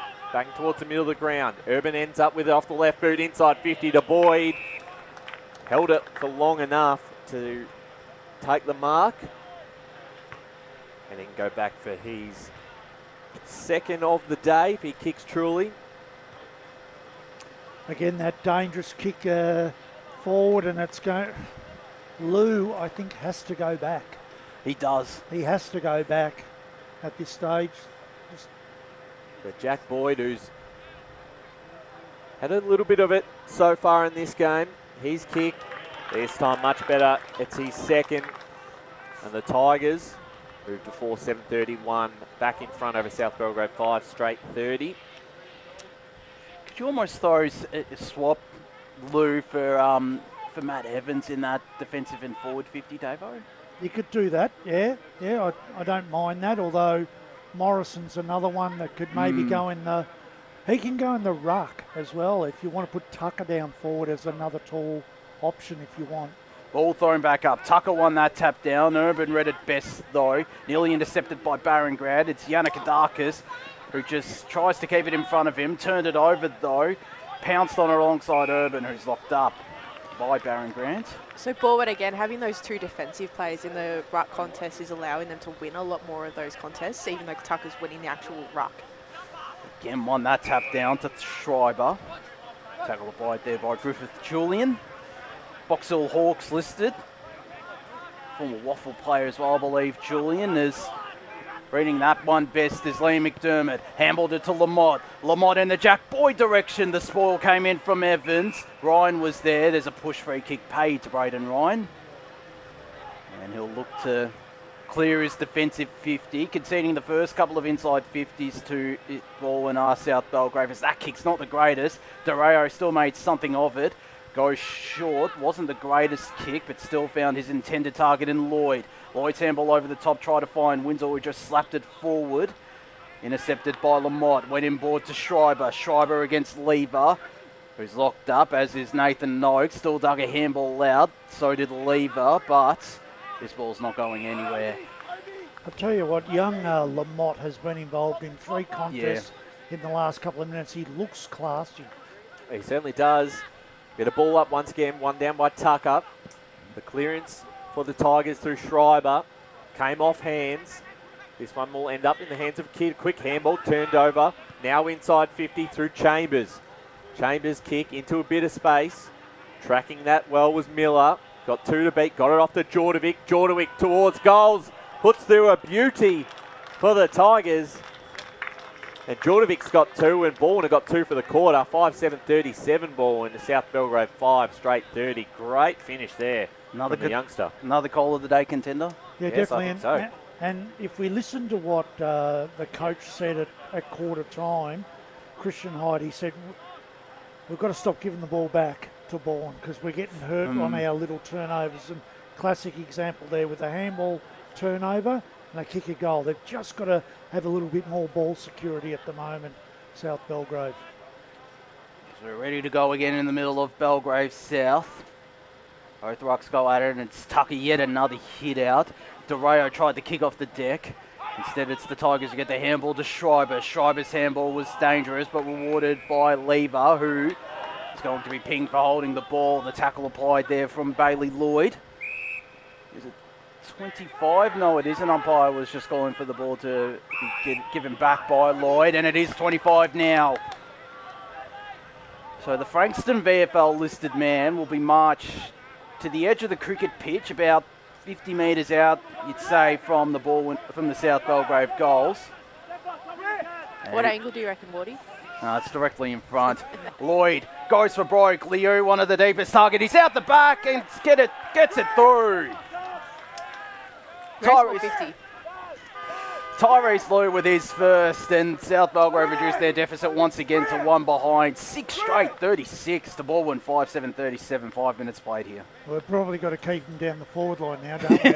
and not move him back after that. But that was another one of those classic cases where the ball's gone over the back of the contest again. So smart use and crucial. Can't give away these 25. Yep. Can't give them away, especially in that area. Yeah, this ground's about 3 kicks, isn't it, really? Yeah. It's played a factor in 2 South Belgrave goals so far. Schreiber in the middle. It's one out here by the Saints. Campbell from McIntyre will receive it again inside 50. And the mark, was it taken? Not quite. Simonson didn't quite get it on the full, even though he thought he might have. But they're inside 50 again, the Saints. Trailing this game by 1 point. Been incredibly accurate. 6 straight. Simonson wrapped up by McDermott. Get a secondary ball up. Smith now in the ruck. It was tapped that time by the Tigers. Kidd inside 50. A high kick, a hard one to mark. Came off hands. Dangerous position here for the Tigers in defence. And Keeley was going nowhere. So I think Sanderson will be happy with the tackling pressure in their defence in the last couple of minutes. Been really solid. Certainly has. One down again by the Tigers, the tap. Still not out of trouble just yet. Urban this time with the tackle. Been involved quite a bit, as you would expect. Certainly a bit more pressure on him without the skipper and Bowen Smith out there in the middle. Smith went up. There he is again, Urban. Couldn't quite grab it this time. Picked up here for the Saints. Handballed back from Keeley. Chasing that one again, McIntyre. The pressure's been good from the Tigers. So we're 55 out from the South Belgrave goal. 6 straight, 36 to 5-7-37. 6 minutes gone in the second term. Tucker and Yannick go up again. It's the former with the tap down. Apostolou read it best. McIntyre couldn't get boots a ball. Smith applies the pressure there on Noah Lever. Not going anywhere though. This has been a great 5 minutes from Balwyn. They've really put good good tackling pressure and ball pressure. Not allowing any opportunity on goal for the Saints as Smith on that tap down, the handball out searched for Grant, who applies the tackle.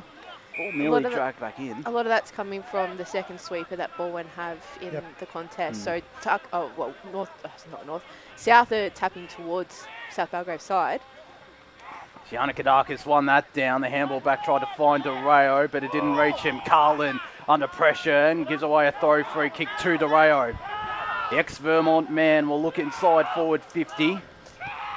He's got a short option on, but it's intercepted by Funny Marshall. Only in senior game number 9. As he goes with a short option. Pappas. Impressive Pappas. Yeah. He has. The Oakley Charger on senior debut. Sanderson spoke very highly of him in the pre-game as he goes to Apostolou. Apostolou to Elliot Carlin about 50 metres out from the big sticks. Heads in the Schreiber direction. It might fall short of him. It does. And it's out of bounds for a boundary throw in at the right forward pocket for the Tigers, who have an opportunity to add their 6th on the board. The 8.5 minute mark of this second term as boundary umpire readies himself to throw this ball back into play. Miller going up in ruck now for Balwyn against Tucker. Read it best, won it down. There's DeRayo, kept it in play, got the handball to McIntyre. Back to DeRayo. Inboard he goes to Simonson. Bursting away and handballs into the middle of Belgrave South Recreation Reserve where Hollier took a bounce. Goes for goal. What a piece of play this would be, but it's just missed to the left. And the first blemish of the day for South Belgrave means it's all square out here at 37 apiece. Yes, we are, as Pollux takes the quick kick in, and they're going to move this along towards us broadcast side. Braden Ryan's underneath this to South Belgrave. Takes the mark. We'll send them quickly back into attack. The leading target is going to win himself a free kick. That's Nick Keeley. And he'll be kicking from just on the arc, so about 45 metres out. He's directly in front. Decides to pass it off. Got an open man inside 50. Not much of a difference, which is a tougher angle, but Kai Winsor. He's kicked towards goal, almost out the back. Simonson's there again for 3. He hits the post. I don't understand why he played on then. He didn't need to play on the young fella. He go back, take your opportunity. So 6-2-38 to 5-7-37. South Belgrave now leading. Barry with the kick into Pollux. Goes along to the broadcast side wing. Yannick nearly took a good grab. It's South Belgrave, the numbers on the ground, and they get the handball out to Myers. Kept it in play, but the smother was affected there by the Balwyn man. It might be Apostolou, who's had a good game in midfield, Apostolou. Tell you what, that bit of play was that close. I thought Emily had actually spoiled it then. I thought that you put your hands through and spoiled it. I didn't even move my hands. We were nearly in play there as well as Yannick won it down. DeRayo, though, goes inside forward 50. Lou at the back. Smith could get a handball away to Lou, who goes for goal and gets his second. Is the key to kick the ball down the line, or is it to play quick and do short, sharp kicks? Isn't it interesting because they've kicked 2 goals from their play on with their hands. Oh, here we go. This is going to be 2 goals in a minute. Free kick here towards the Saints, and this was after the play. I missed what that was for, but that looks like it's going to be Simonson who's going to have the set shot right after the South Belgrave goal. And this is super costly here for Balwyn. 12-point play. Yeah. So he's already got 2, Simonson. This is a gimme. He kicks his 3rd, and that is very costly for the Tigers. Simonson. All I can say is that we are close enough to the bench. Hopefully we can't hear too much because I reckon there'd be steam coming out of Sanderson's. He looks calm. Does he? He's been frantically moving the magnets for a little bit here ever since that first goal went through. I think he's just sort of trying to ignore. That is Sando though, isn't it? Calm. Did you see what happened, Jared? I didn't actually. I was watching the bench at that point just to see who was on it, but no. It looked like a sling tackle a sling tackle without the ball from what the umpire said. Ball tossed back up. Tucker won it down. DeRayo couldn't run onto it after pressure from Miller. DeRayo will look to clear the congestion.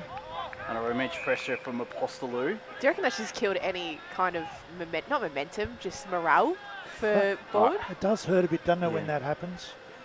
Ball thrown back up. Miller down to Urban. Got it back from Urban. Sold the candy. Got boot to ball. Touched off the boot. It's out the back for Jordovic, who got a handball away, but it's intercepted by Matty Evans. Got it to DeRayo. DeRayo goes long inside forward 50 in the Tim Smith direction. And he took the strong grab in front of Josh Pollux. And in an instant, South Belgrave could have three consecutive goals and hit the front. Tell you what, look, in all the competitions you'd want to have a look at, this bloke is one of the best contested marks you'd ever want to see. He's so strong overhead, and he has been for a number of years. Even going up against a guy like Josh Pollux on a VFL list, and he's still able to take the strong grab. 11 goals this season, 10 in South Belgrave's last 2 games. This for goal number 1 of the afternoon for the South Belgrave skipper.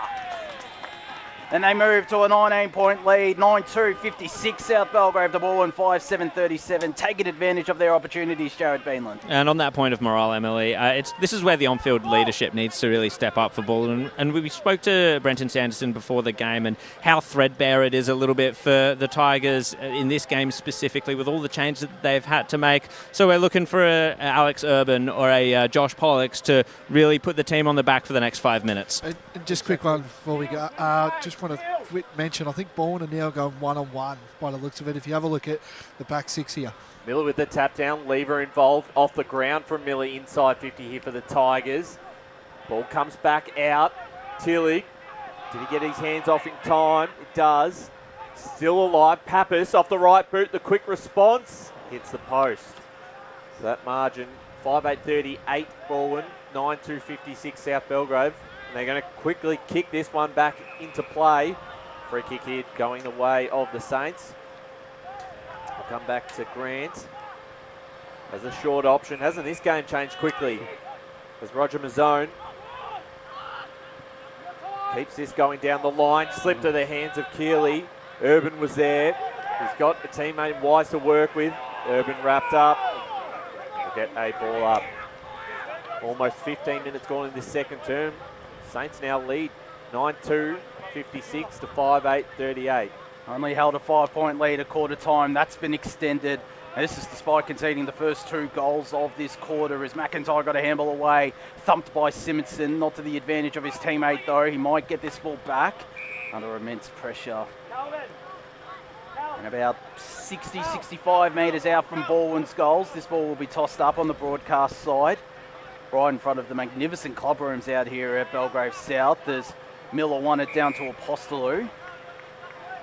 Again, has been good today, Apostolou, alongside Jimmy Miller in the midfield. And both playing up forward as well as Miller took it out of ruck. No clearance so far from where it was balled up originally. There's Evans now in ruck. Miller easily won that down after getting good position to Apostolou. And another ball up will take place. So not moved too far from the club rooms out here at Belgrave South. As Evans just decides to fist it forward to the benefit of Wise. Kicked off the deck by Miller, looking for Boyd. Out the back is Smith, who has swung himself down into defence. Happy to be taken over the boundary line for a boundary throw-in.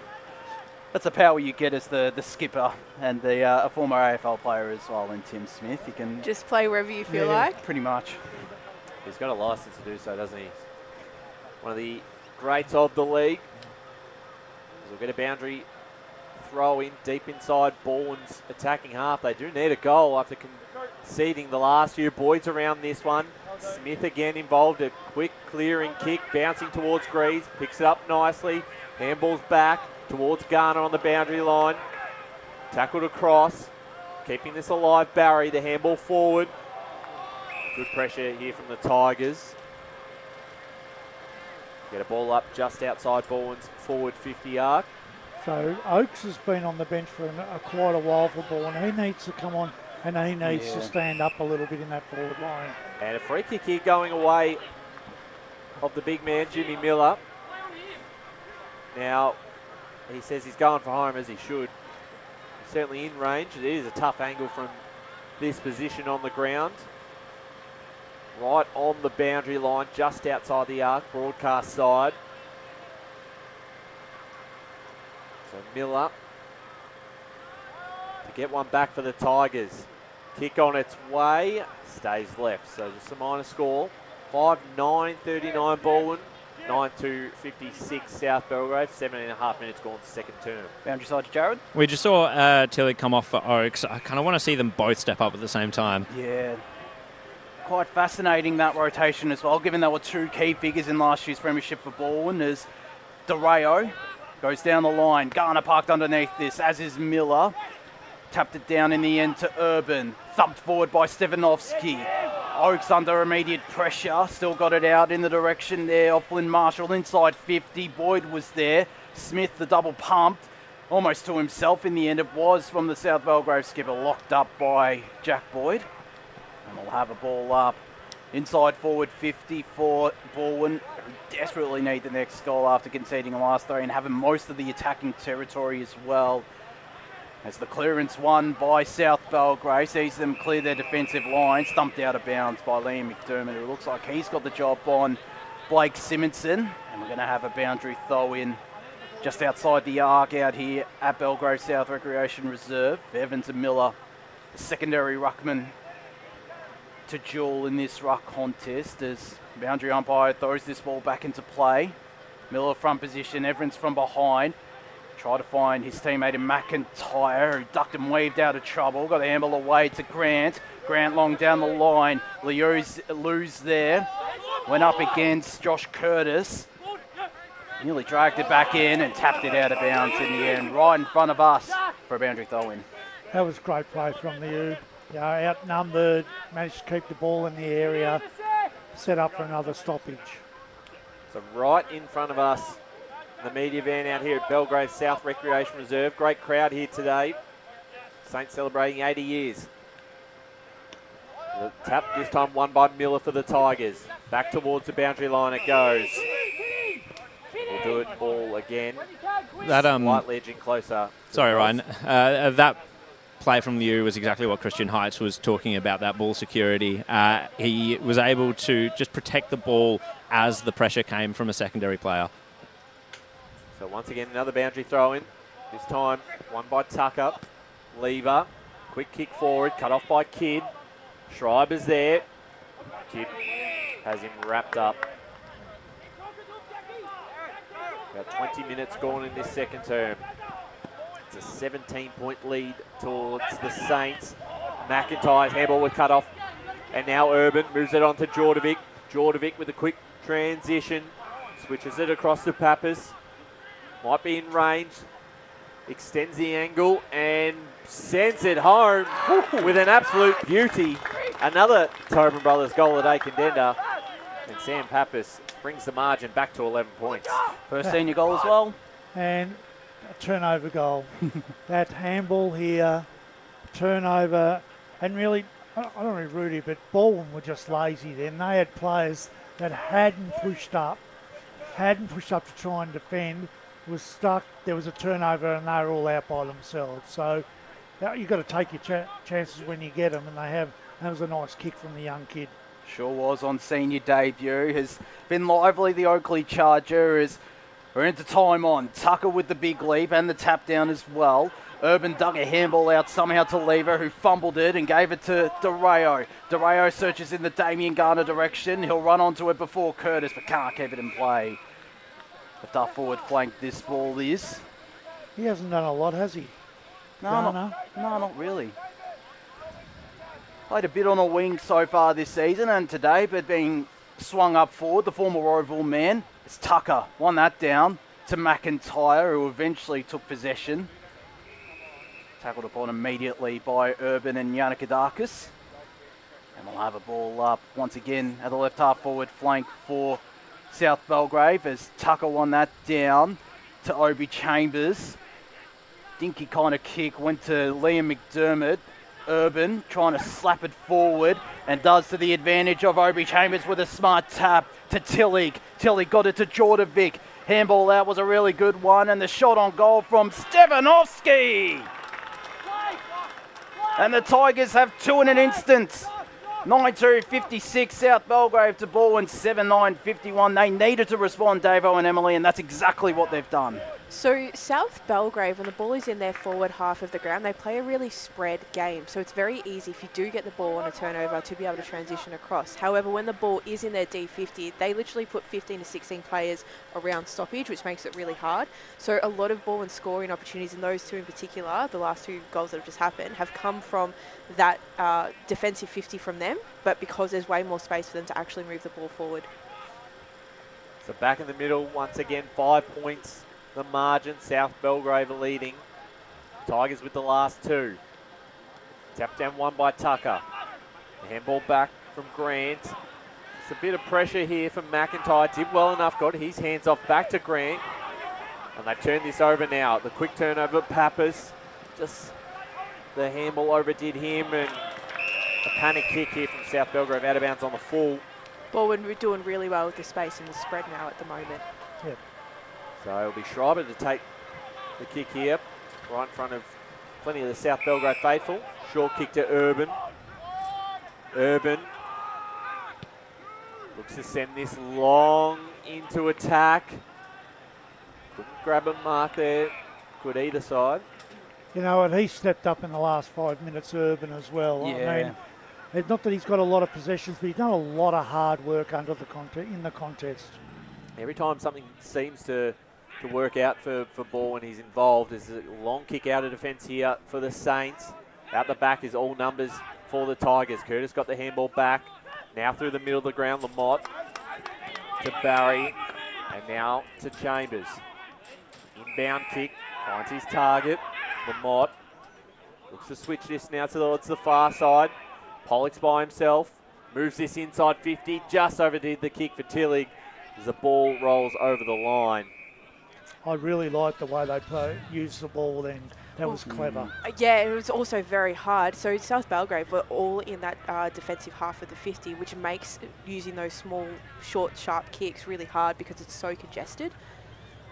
All right, forward pocket. This ball is tossed back into play. Tucker the tap down. Sharked by the Balwyn man, whose kick was touched off the boot. Tillich still flew.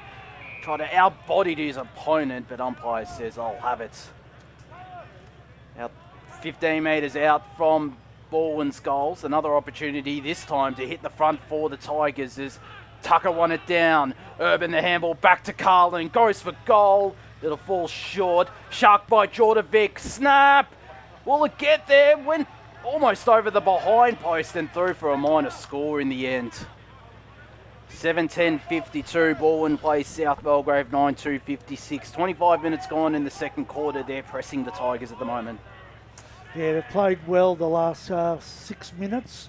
So South Belgrave have got to respond. The kick in was turned over, slipped through the hands of Apostolo, and now the quick kick inside 50 finds Oakes.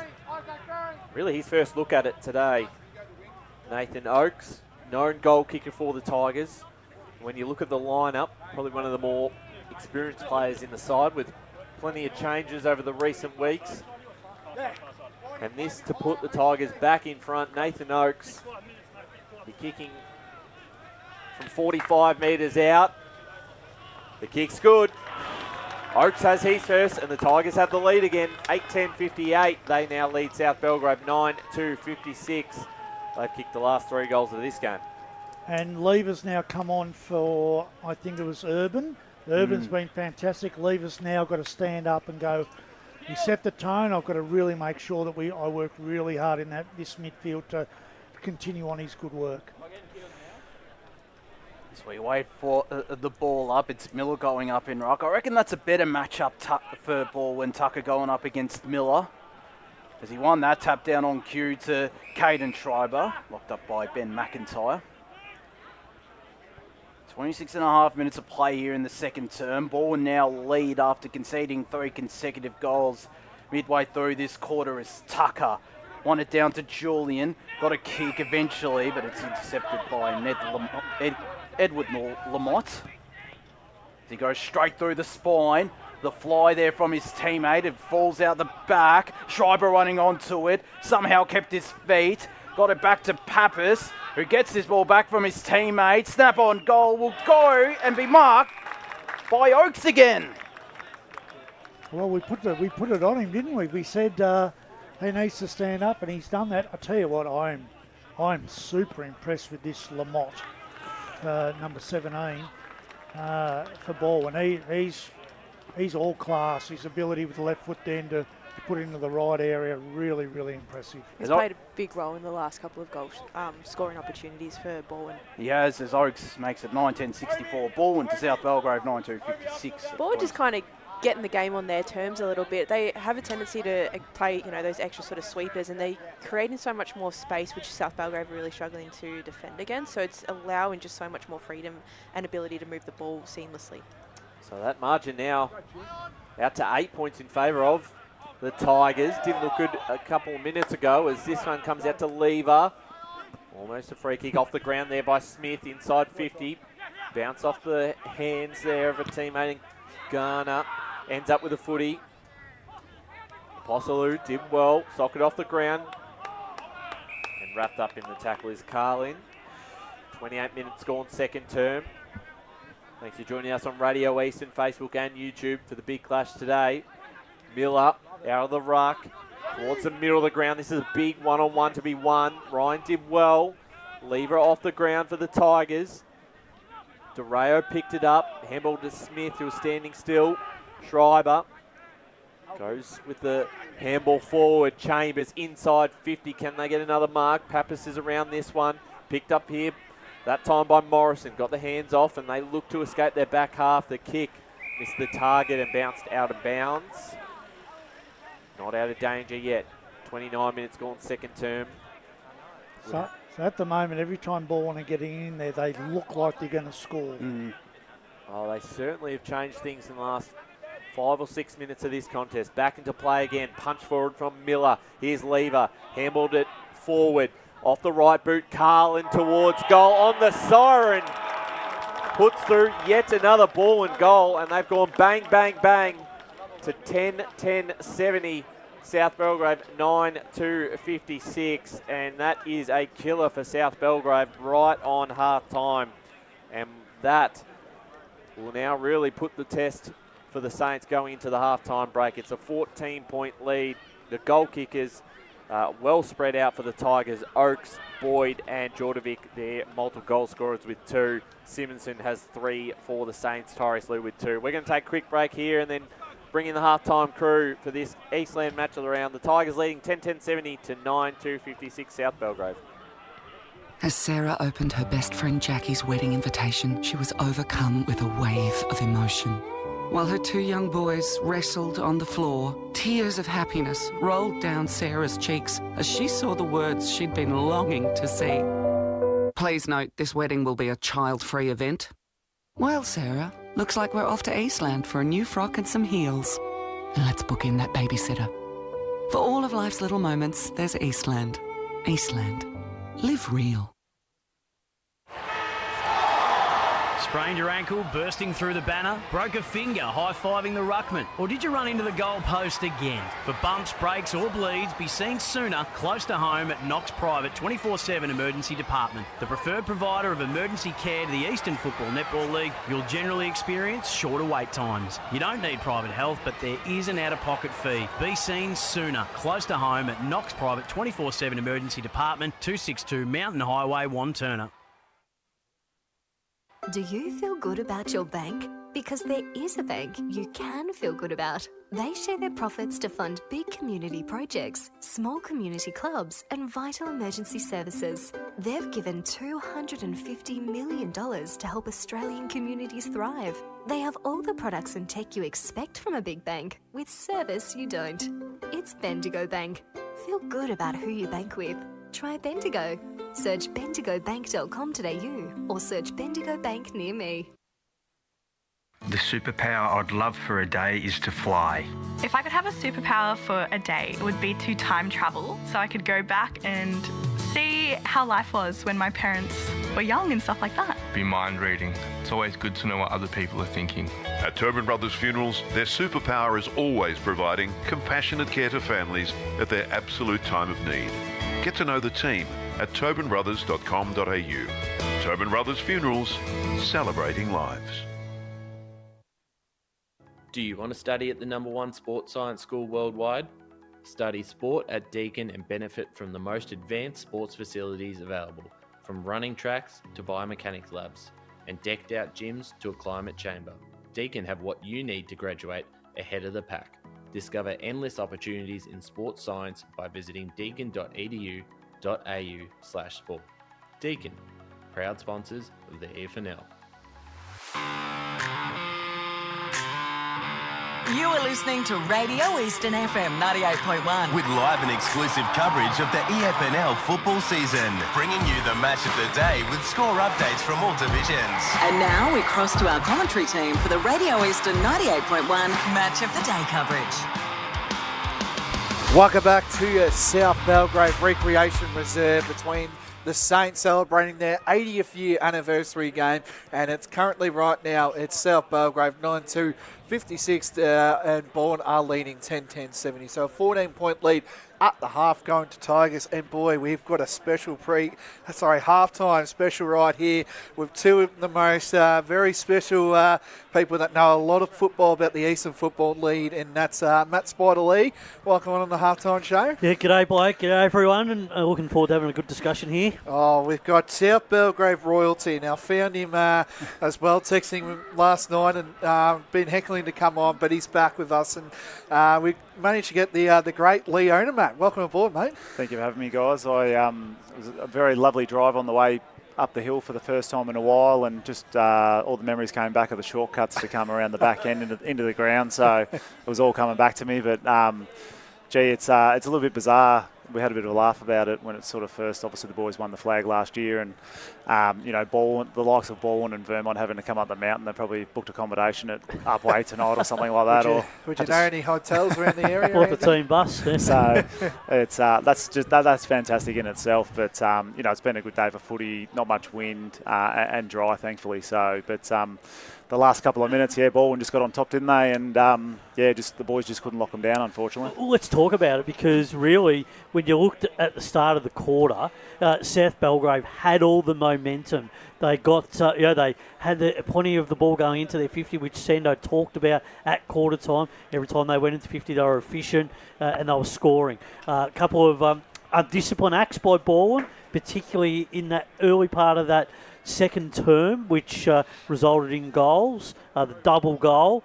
And then at the time, so there was a little bit of undisciplined play there, but then they were able to arrest the momentum back in their favour, and particularly at the back end of that quarter. And that was come down to guys like Alex Urban, who were simply terrific in that middle part of the quarter, which basically got the game back on Balwyn's terms. Thought they really put some good work into that, the way they transitioned the ball, the way they defended. Guys like Djordjevic were really important, getting score involvement, but also scoring as well. Pappas doing some really good things, playing up the ground. He got his first senior goal. So did some really good things, and they really put the pressure back on South Belgrave. Do we know how many possessions Urban's actually had? Because every time I seem to be looking at the ground, he's got the pill in his hand. So he definitely wait till Monday or Tuesday. But just want to touch on, and just hearing, obviously, we've had the great luxury of being next door to the coaches' boxes. But I'll throw it up to you guys here. But I just heard Christian Hyde to say 3 goals in 5 minutes when we're meant to be on red time. Really, what do you think he's probably invading there in that saying? Well, there's times in their league when you need to go slow and need to go fast. So they were going slow at periods of time during the game and trying to just kick the ball around. But then when they were turning the ball over, they were getting punished on turnover. And we saw it a couple of times, which is identified. They got hurt on turnover badly because they couldn't keep possession of the ball. Yeah, absolutely. I think for majority of the time they've sort of played the South Belgrave style of footy. So when teams come here, try to make them feel uncomfortable. It's a real contested, hard style of football. So it's been a little bit manic, and they've created a bit of manic footy, but there was times then when to chew the clock down because, as you said, on that rebound, they just cut them in half. Yeah, they did. And also through the contested ball, Blake. I mean, the contested ball numbers and the clearances, Balwyn really doing some good things. They haven't been able to get, the clearance value, South Belgrave particularly, through the most of that part of that quarter. And I'm just going to ask you this, because obviously you guys know a bit about it, but whose rooms would you like to be in at half time? You would say South Belgrave at quarter time, but do you feel like it's on Balwyn's terms right now as we definitely. speak? Yeah, look, it is, because, isn't it? Really, when you think about it, they've got the game the way they want to play it. Because if South Belgrave can't control the game with ball in hand, they're just going to get turned over, and the ball's going to keep rebounding back, and they're going to keep getting these entries ball. I mean, in that first quarter, they would have had nearly 30 entries, and you look at what they kicked in that first quarter, and then then in that quarter once again, haven't been able to clear the ball out of the defensive 50, and that's been a real big issue for them. Yeah, it's going to be, South's got to be within earshot at three-quarter time, so this is going to be the quarter, it's going to define it whether, Premiership quarter, 100%, if Balwyn can come out and just continue that momentum. I think the siren come at a good time for South just to try and take a deep breath and regroup. But if they're able to come out and score like they did pretty freely in that last 5 minutes, it's going to be a fair deficit. How exciting is this kid, though, Sam Pappas? What a game he's having so far. He's having good impact. First game for Balwyn, coming through from Oakley Chargers, so it's great seeing him playing as well. But this game is really, it's opened up now, hasn't it? It has. We all thought Balwyn slow start, coming down the highway or around up the mountain, I would say, an hour drive coming here. So, but I think it's going to be a really exciting second half of footy. Well, if they can get the game on their terms again, Balwyn's reset again, and if they can start well, going to be really hard work for South Belgrave. A couple of South Belgrave players, Lee, I've been impressed with. Dario, he's sensational. Think he's playing a really good game. Yep. Tim Smith, as we know, can just play anywhere and everywhere. He's having a real impact. Simonson. He's superstar. Yeah, he's displaying a really important role. Balwyn have had to put a bit of work into him, particularly in that second term. And then when you look at it for Balwyn, as we were alluding to, some of the guys. I think Miller's playing a really good game. Boyd was good early, and I think also for South Belgrave, we should mention Clay Tucker. I think Tucker is doing some really good things. Very large vessel, the young fella, isn't he? Yeah. So it's and those are the names for South. If they're going to be a chance, those are the names they've got to play a big second half and get the boys within earshot. Yep. I think if they could be set up sort of at that three-quarter time, nice, as close as possible, then they're going to be well in the game. A player, Blake, I wanted to ask you about Schreiber, playing a really good role for Balwyn. And he's been really important in the transition and the link-up, and some of his work up and down the ground with his work rate has been impressive. All right, we might just quickly go through some scores before we get the crew back in. So Roeville have a 16-point lead over Blackburn, 33-17. Doncaster East lead South Croydon 58-35.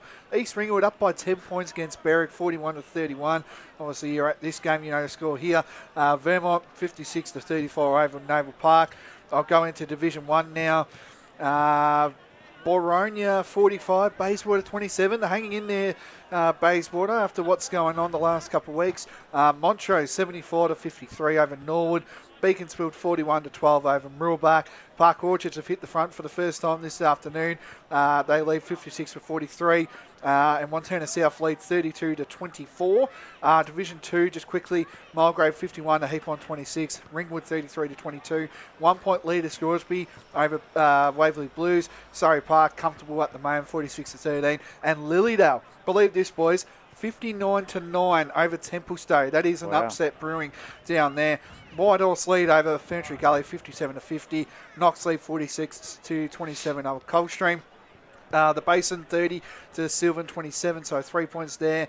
Upper Gully 59-28, and we quickly move to Division 4 before we wrap things up for the halftime show here. Obviously no scores, but a forfeit match today between Doncaster and Bully and Templestowe, so hopefully Doncaster's okay. Fair Park lead by 9 points. Warrandyte lead by a lot over Nunawading. All right, yeah, might get nasty, that one. Yeah, so we're going to quickly wrap it up here. Who wins and why? Just quickly, just a quick one. Balwyn for me. I think they'll be able to get the job done. I think they're in for a big third. I'll get shot if I don't say the red, black and white. Where are you seated today? Are you in that far bench? I'm not over there with the where the shenanigans is going to be going on the longer the game goes, but I'm going to be over the clubroom side and catching up with a lot of people. Yeah. No, hopefully it's close in the second half. Very good. Absolutely. All right, we're going to wrap things up. This is the halftime show. Balwyn lead by 14 points. The crew is back. Stay tuned for the second half. Today at Eastland, Lucy's trying on jeans for a momentous occasion. Coffee with the ex. She needs jeans she can move in because she's definitely moved on. Jeans that get a second look, but don't give any second chances. Jeans that say, Why, yes. I have spent the last 8 months in a post-breakup juice-cleansing, kickboxing, personal training frenzy. And it looks as though she's just found the perfect pair. Bravo, Lucy. For all of life's little moments, there's Eastland. Eastland. Live real. Sprained your ankle bursting through the banner? For bumps, breaks or bleeds, be seen sooner, close to home, at Knox Private 24/7 Emergency Department. You'll generally experience shorter wait times. Knox Private 24/7 Emergency, 262 Mountain Highway, Wanturna. Do you feel good about your bank? Because there is a bank you can feel good about. They share their profits to fund big community projects, small community clubs, and vital emergency services. They've given $250 million to help Australian communities thrive. They have all the products and tech you expect from a big bank, with service you don't. It's Bendigo Bank. Feel good about who you bank with. Try Bendigo. Search bendigobank.com.au or search Bendigo Bank near me. The one thing that puts a smile on my face is my kids. The sun shining through the clouds even in winter absolutely puts the biggest smile on my face. Seeing delicious food on the table ready for me when I get home. One thing that always puts a smile on my face is seeing my family. The thing that puts a smile on my face every time is really good music. Just the simple pleasures in life. Be remembered for the greatest moments in your life. Find out more at tobinbrothers.com.au. Tobin Brothers Funerals, celebrating lives. There are only 3 things that should be flushed down your toilet. Pee, poo and paper. Some wet wipes and antibacterial wipes say that you can flush them, but you can't. They clog up the toilet and pipes, causing expensive blockages. Save yourself a truckload of trouble. Put your wet wipes in the bin. To learn more, head to the Yarra Valley Water website, yvw.com.au/wet-wipes. Hi, Dylan Dow from the Baroni Football Netball Club here. When I need to grab a quick coffee or a bite to eat, I'm popping into Eastland. Eastland's more than a shopping centre. They support a range of community organisations and have been a major partner of the EFNL since 2018. Cheers, Eastland. You are listening to Radio Eastern FM 98.1. With live and exclusive coverage of the EFNL football season, bringing you the match of the day with score updates from all divisions. And now we cross to our commentary team for the Radio Eastern 98.1 Match of the Day coverage. Well, welcome back to Belgrave South Recreation Reserve. We're all set to go for the big second half here in the Eastland match of the round. It is the Tigers 10-10-70, leading South Belgrave 9-2-56 as both clubs back on the field, ready to go in just a moment. As we get ready and start to look ahead, Josh, fascinating second term. A lot of goals kicked in this one, and usually it is when you come out here to Belgrave South. But particularly for the Tigers, the way they responded after they kicked the first 2, and then South Belgrave got a bit of a run on. And then I think it was the last 4 goals that way it went the way of the Tigers, including one on the halftime siren to stretch that out to their game high of a 14-point lead. It was a very handy goal from Ali Carlin as well, and the perfect time to kick his first senior goal as well for the Oakley Chargers. So, look, I think they did really well, Davo and Emily, to get back into the contest, and it came from their leaders, Alex Erb and Nathan Oakes, starting to really step it up. Yeah, and I think they just they took advantage of the turnover game. South Belgrave made a couple of mistakes with their hands, turned it over, and they were clean getting the ball across the field and took advantage on that far side. They were able to kick a couple of good goals on that far pocket, which is not easy to do. So, look, it's going to be interesting. If South Belgrave can limit their mistakes, then they still are right in this game.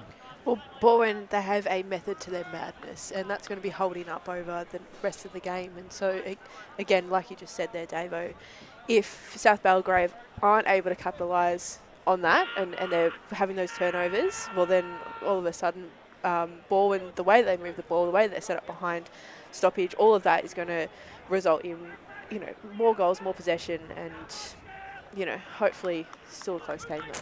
Yep. Absolutely. As umpire holds the ball aloft, we're underway in the third quarter of this Eastland match of the round, and it's Miller going up in ruck against Tucker, who won it down, did Tucker. McIntyre slapped it forward. Read best, though, by the ball man, who handballed it off to Urban. Urban inside forward 50. Tillig was there. Morrison couldn't complete the grab. Boyd's out the back. Pappas is around this as well. It spills to Lever. He's got a player over the top in Jordovic. Bounce doesn't favour him. Still manages to take clean possession off the left. Isn't the greatest kick, and Doreo pulls in a good mark in the end. Been prominent as Calvin Doreo, probably one of South Belgrave's better players as he normally is. Goes wide to Braden Ryan. Right back pocket, he has it. Vice captain of this South Belgrave side to a former skipper in Liam Kidd. And a two-time league best and fairest winner with the Saints. His kick's not the greatest. Couldn't take clean possession there, could Julian. Pappas pounces. Handball back to McDermott. And ignored the original kick option. Got a kick away anyway. Schreiber onto the left. Drifts to the left, and it's tapped out of bounds in the end from Jack Morrison. So an early opportunity on goal for Balwyn. South Belgrave have to do something about that sweeper role that Balwyn have in every single stoppage, or whether it's just the ball going to ground. They win the ball consistently because they always have a player there, and it's been over a half of football now, and South Belgrave are doing nothing about it. Doesn't look like they have any loose players at this stoppage. Once again, we waited a while for the footy. Boundary umpire will toss this back into play. Boyd now going up in ruck against Tucker, who's been dominant in terms of hit-outs. He won that down again. Lever ran onto it. McIntyre got a handball away, tapped it forward. Lever again runs onto it. Got it to Oakes. Oakes to Jordovic. Sold the candy. Check side for a beauty! Are they going to pay a free kick here? They are going to pay a free kick to South Belgrave, and it's Jack Morrison. Oh, that was stiff because I think he would have been the big contender for the Tobin Brothers goal of the day. He's already got one contender. $50 voucher for the winner picked at the end of the game as Kidd in possession of the footy. Would have been the perfect start for Balwyn too. They still lead by 14 points. Dangerous kick there by Kidd across goal, and Jack Tilley gets there to spoil it across the line.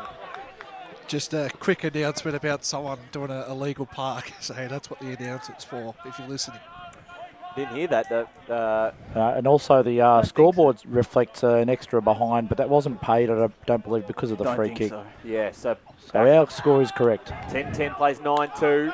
Lever goes back to Oakes. Oakes left boot, inside 50. And the mark is taken by Caden Schreiber.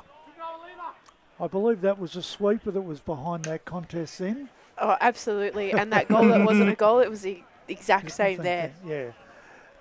So Caden Schreiber looking for his first. Like he was almost about to give it off. Certainly in range. It's only 30 out. He'll be okay. That's right. Not big arcs out here at South Belgrave as Schreiber comes in, kicking from just inside the arc. Kick on its way. Does it fall short? Touch off line. Did Tilly get a boot to it, but it was touched across first. Hit the post. So 10-11, 71 Balwyn. South Belgrave 9-56. 3.5 minutes gone third term. Liam Kidd on kick-out duties. 3.5 minutes of play here as he goes to the far side. Lou's parked underneath this, affected the contest up against Pollux, kicked off the deck. McDermott runs onto it, has Lamont as a handball option, looks inboard.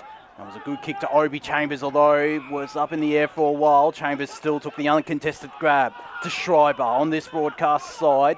Got options on centre wing.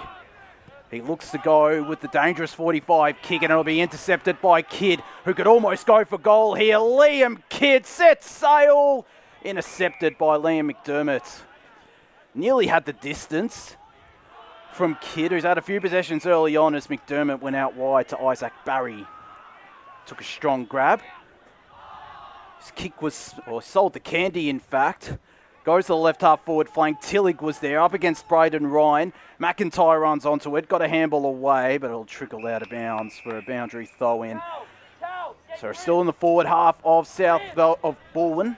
On the left half forward flank for them, as they look to add another and extend their advantage out to 21 points. We've nearly played 5 minutes in this third quarter of the Eastland match of the round. Tucker took it out of ruck, got boot to ball. Barry, did he push out his opponent illegally? He didn't. He got the kick. It was nearly intercepted, but it spills out now to Cullen in the middle of Belgrave South. Handball away to Lever. A quick handball to McDermott was good. Kick intercepted. A great mark from Ryan. He's off straight away. The quick kick to Tyrese Lou. Centre wing here for the Saints. Long kick in the direction of Smith. He'll fly for this one at front position. Miller wrapped up by Smith, and he's thrown it, holding the ball. Free kick. Tim Smith. It was going to come back to him to take the set shot on goal, despite the potential advantage. And the second effort was brilliant as the skipper for the Saints. Big moment in this game. If you can put this one through, maybe get the momentum back on the Saints side in the early stages of this third term. There's one player in a South Belgrave jumper you trust with the footy. It's this man right here, Tim Smith. He's kicked plenty of goals at this ground. And this one, add another, right through the middle. Smith has got his second of the afternoon. And the Saints get the margin back. 10-62 to Balwyn 10-11-71. That's what class looks like. It actually does. And he's someone that had moments, but needs to step up, I reckon, in this second half, if South Belgrave are to get over the line, the skipper. He's kicked 13 goals now this season, 12 of which have come in South Belgrave's last 3 games. There's a free kick found. It's going to South Belgrave. And Clay Tucker will take advantage. Handballs it off to McIntyre. McIntyre inside forward 50 in the Smith direction again. He's coming up big the last couple of minutes is Tim Smith. And this to reduce the deficit to 3 points.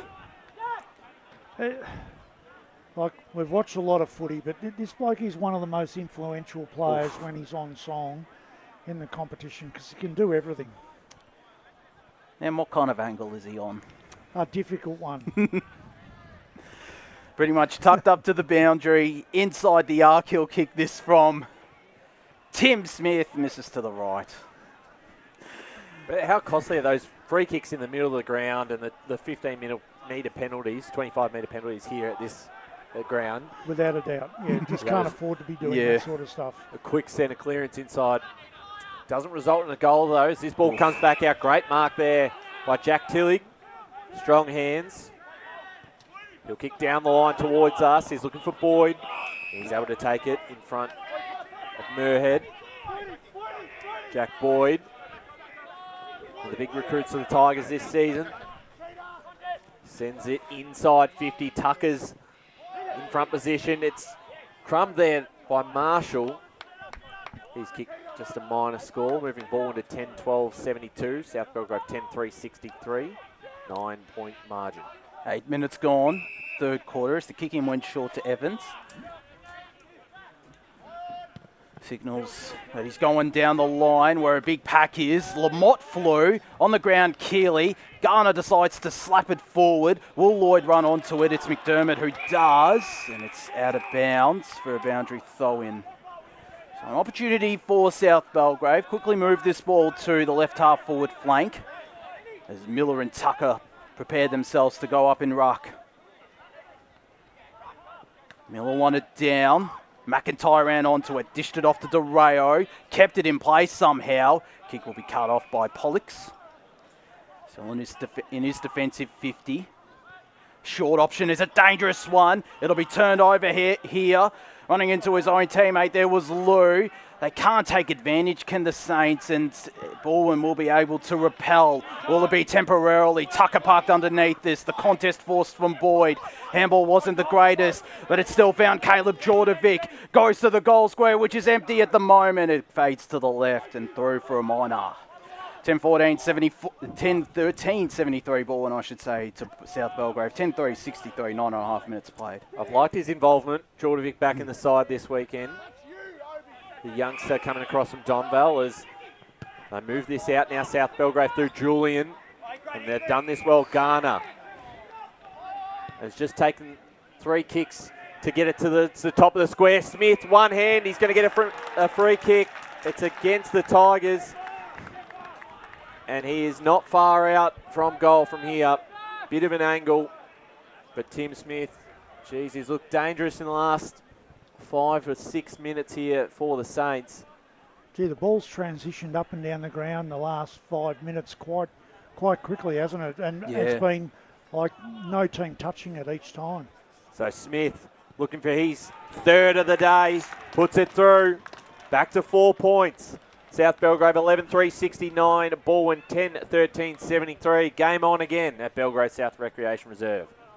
I'd make a change there. I wouldn't put Silvani on him. Nah. I'd tell you, Silvani tends to wrestle too much, and Smith's too clever when you get a wrestle. Smith's really clever in that situation. So I'd make a change and maybe put Pollux back onto him. I was going to say Pollux is pretty mobile and does have a big, not as big a body as Silvani, but he's still someone that can take it up to someone like Smith as Miller won it down to Simonson. Taken down there by Alex Urban, and a secondary ball up will take place in the middle of Belgrave South Recreation Reserve. As Tucker and Miller wrestle, it's Miller who won it down to Lever. Lever's handball was a good one to Apostolou over the top. There's a holding free kick found for the Tigers, and their skipper Alex Urban had Obi Chambers as a handball option, decides to go the kick. Noah Lever can set sail for goal. It drifts to the left. Will it come back enough? No, it doesn't. 10-14-74 Balwyn to South Belgrave, 11-3-69, 11 and a half minutes played here, third quarter. Gee, some of these easy misses are really going to come back maybe to bite Balwyn. So Kidd with the kick in, finds Murhead. Murhead out of defence here for South Belgrave. They've worked this along the boundary side on the far side of this ground. Another kick towards the big pack of players who'll fly for this one. Out the back, Miller got hands to it. And we're going to get a stoppage. There's a ball up just onside the arc. Down at South Belgrave's end of the ground. 12 minutes gone in this third term. 5-point lead here to the Tigers. Tap down one by the Saints. Julian, bouncing ball. Silvani's got Smith to compete with as he gets it across the line. It's a fascinating duel. Two great players of the Premier Division competition. We're deep inside South Belgrave's forward 50. And a game of momentum of this one. Pollux wrapped up by two Saints, and we'll get another ball up, another stoppage deep in the Saints forward 50, Josh. Another opportunity for them, and it looks like it's going to be Lou who goes up in ruck. In fact, it isn't. It's Miller for Balwyn. Won it down, and the clearance. Will it be cut off? It won't. DeRayo again, the tap. Up against Noah Lever, who did really well. The former Williamstown man dished it off to Chambers. Chambers to Urban. Urban dancing his way out of trouble. Going to this broadcast side wing where Tillig almost wraps up McIntyre, and McIntyre can't keep it in play. In fact, that was Muirhead. And a ball in will take place. Bang on centre wing broadcast side. Gee, Urban's hard work has Yeah. been fantastic, hasn't it, after quarter time? You'd argue probably Balwyn's best player so far is the tap down one by Yannick Adarkis. The kick went in the Jordovic direction. He's been threatening, as has Sam Pappas. Inside forward 50, Nathan Oakes went up against McIntyre. Outbodied McIntyre before the latter slapped it through for a behind. 14 minutes of play here. Balwyn 10-15-75, lead by one straight kick. 11-3-69 South Belgrave at the 14-minute mark. So Liam Kidd once again with the kick in. He's got Simonson in the pocket. Simonson moves this along quickly. Down the line. Big fly. Can't quite grab it. As Greaves got hands to it. Back out for the Tigers through Lever. In the middle of the ground. Urban. It's a very open game at the moment. South Yeah. Belgrave have really changed the way that they're setting up defensively and lengthening the ground a lot more. So Miller.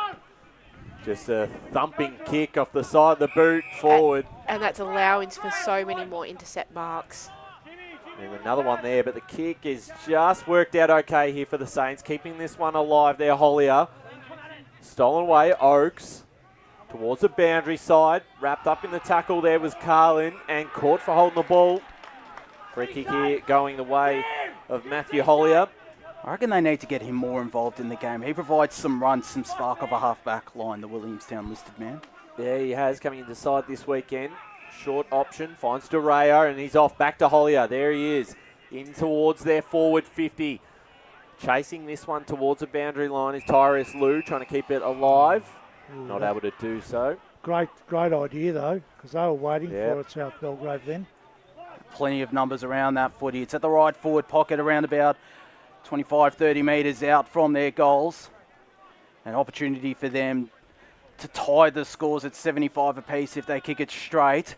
They won't get that opportunity, though, as Miller on it down. The South Belgrave man couldn't get a clean kick away. Caden Schreiber can, but it's under immediate pressure. Still found Tillich, who couldn't complete the juggling grab. Pouncing on it there is Julian. Got the handball back to Liam Kidd. Kidd inside forward 50 in the Smith direction. The mark taken there by Miller. Miller goes to this broadcast side where Pappas is. The spoiled. Oh, that's a good mark. That is a really great mark in front of Braden Ryan. He's been absolutely unreal today. He's had a good debut. He has the Oakley Charger. As mentioned, Brenton Sanderson spoke very highly of him in the pre-game. Goes near forward 50. Jordovic at the fall of the ball. Slapped it in the direction of Stefanovski. Can't take clean possession. McIntyre dished the handball off. And the Saints are out. Hollier goes long in the Tim Smith direction. Up against Silvani and Miller. Silvani thumps it out of bounds for a boundary throw-in. So 16 and a half minutes of play here, and it is South Belgrave 11-3-69, trailing ball in 10-15-75. Do you reckon Silvani's starting to figure him out now a bit? Well, he's a defensive backman, so he's always going to go for the punch and knock down here. So, yeah, if he plays him in a certain way and the ball just sits up, he'll definitely be able to play that way against him. Back into play, Miller got the hit out and then found the footy wrapped up, this time by Matt Evans. And now Smith comes up the ground slightly to get away from him. Yeah, and Tucker's now on Silvani at the moment. Yep. 17 minutes gone, third term. Still a lead towards the Tigers, 6 points, but they haven't kicked a goal in this quarter. South Belgrave have made their way back into the contest once more. Towards the boundary line, chasing that is McIntyre. Over and out it goes. 11-3-69, South Belgrave 10-15-75, Balwyn. Thanks for joining us, Radio Eastland 98.1 FM and our Facebook and YouTube streams for the Eastland match of the round. Big 4 points to be won today. Barry was there. Schreiber with the handball. Back in towards the middle of the ground. It was socket off, and here's a big chance that Jordovic picked it up cleanly, did it nicely, got the hands off, and they link up through Wise and Chambers. Chambers inside 50, bouncing kick for Tillich. The handball back wasn't towards his target. Keeping this alive, Muirhead towards the boundary here for the Tigers. And handball across the line. I'm surprised Tillich didn't turn around and have a go himself then. That's normally his play, but I mean, it's good that he played the team rule, but yeah, he... Well, kicked a goal like that in the first term where he spun around on the right. He's had an almost day, Tillich. He's been working very hard up the ground, but not quite affecting it as much as you'd want. To the boundary throw-in, still deep inside. Balwyn's forward half. Handball from Windsor to McIntyre. McIntyre long down the line. Smith out the back against Silvani. He's given away the free kick, so Ben Silvani here will play this on. And he goes to Pollux in his defensive 50. Dangerous kick in board. Risk and reward. And it's potentially reward for South Belgrave as McIntyre slapped it to Greaves. Couldn't take clean possession. Barry wrapped up. Smith tries to barge his way through. He does. Got it on the boot and it's out of bounds in the right forward pocket. A chance here for South Belgrave once again, who trailed this game by one straight kick, have had most of the territory in this third quarter. The 19-minute mark. We are as Tucker and Yannikadakis prepare themselves once again for this ruck contest. Some ball thrown back into play, falls short of them. Yannikadakis nearly took possession. Schreiber did, who's under immediate pressure, but umpire says, I'll have it, boys. And we'll settle this stalemate with a ball up once again.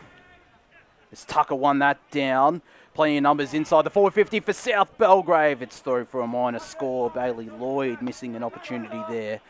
And it is South Belgrave 11-4-70, now trailing by 5 points. Balwyn 10-15-75. Balwyn. Silvani for the Tigers. Receiving the kick in. 20 minutes gone, third term. They still have a 5-point lead. Yet to kick a goal in this quarter. Silvani towards us on the broadcast side, picked off by Evans. It was a 2-on-1 in favour of the Saints. There's Matt Evans. Puts this towards the top of the square. Was that a mark? It's been paid. Now, it looked like at first. No, it hasn't. Touch. That's what I thought. Just as well, Matthew Holly is a bit ginger after what happened with that contest before as well. Thanks, Blake. We'll keep an eye on that one as we get another ball up inside South Belgrave's forward 50. 20 and a half minutes gone, third term. Tucker in the ruck. Beats out Silvani that time. Greaves is there. Chasing that one first for Wise. Smart little tap. Works out well for the Tigers as they get a clearing kick out of their back half. Spoiled bomb behind from Braden Ryan, doing a fantastic job. Certainly is. This is the vice captain of this South Belgrave side, and we'll have a ball in left half forward flank for the Saints, about 55 metres out from their goals. Miller up against Matty Evans. And it's Evans who won that tap down. Urban will run onto it, get a quick handball away to Chambers. Goes to centre wing broadcast side where Garner read it best. Goes in board. It'll be intercepted, or should be, by Stevanovski. He's still got it down to Schreiber. Schreiber to the far side wing where Carlin is up against Liam Kidd, who took the juggling grab. A good mark there from the experienced South Belgrave campaigner. Goes searching for Smith down the line with a dart of a ball. Mazzone was there as they scored it out of bounds for a boundary throw in. So 21 and 3/4 minutes played here, third quarter. It's South Belgrave 11-4-70, trailing ball in 10-15-75. Can they create an opportunity from this stoppage? I think the only goals of this third quarter, what's been a tight contest, as Miller won it down. McIntyre sold the candy deep inside forward 50, where Tucker will fly from behind. Curtis did really well, and it's a boundary throw in. So another opportunity for South Belgrave in their attacking 50. I think they're dangerous down there with Tucker and Smith. So they've done well, though, Balwyn. They've really stopped them the last 3 or 4 entries into those two players. Yeah, they've had a couple of opportunities here, have the Saints. And they're really trying to condense the ground so they can capitalise on those tall targets as well. So if Balwyn do get it out, they've got a really good opportunity, but it's just really hard when it's so messy like this. So a bit of a scrap again here is just dropping it was McIntyre.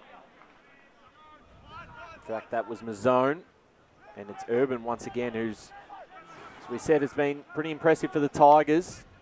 Certainly one of the more experienced players at Balwyn today.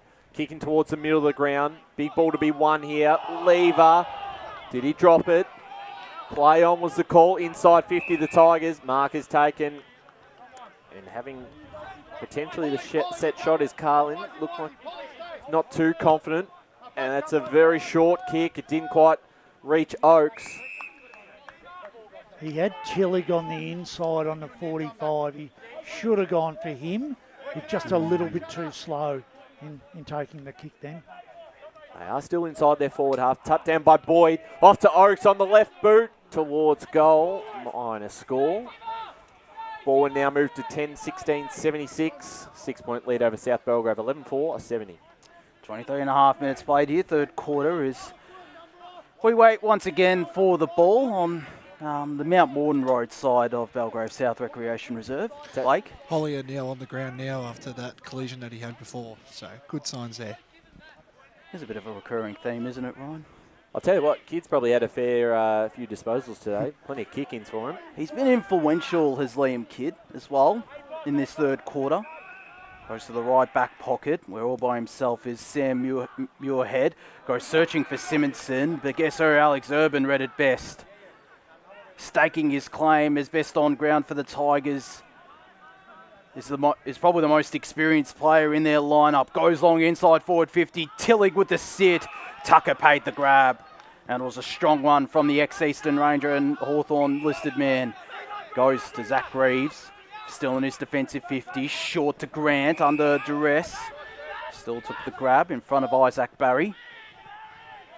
He's got nothing down the line.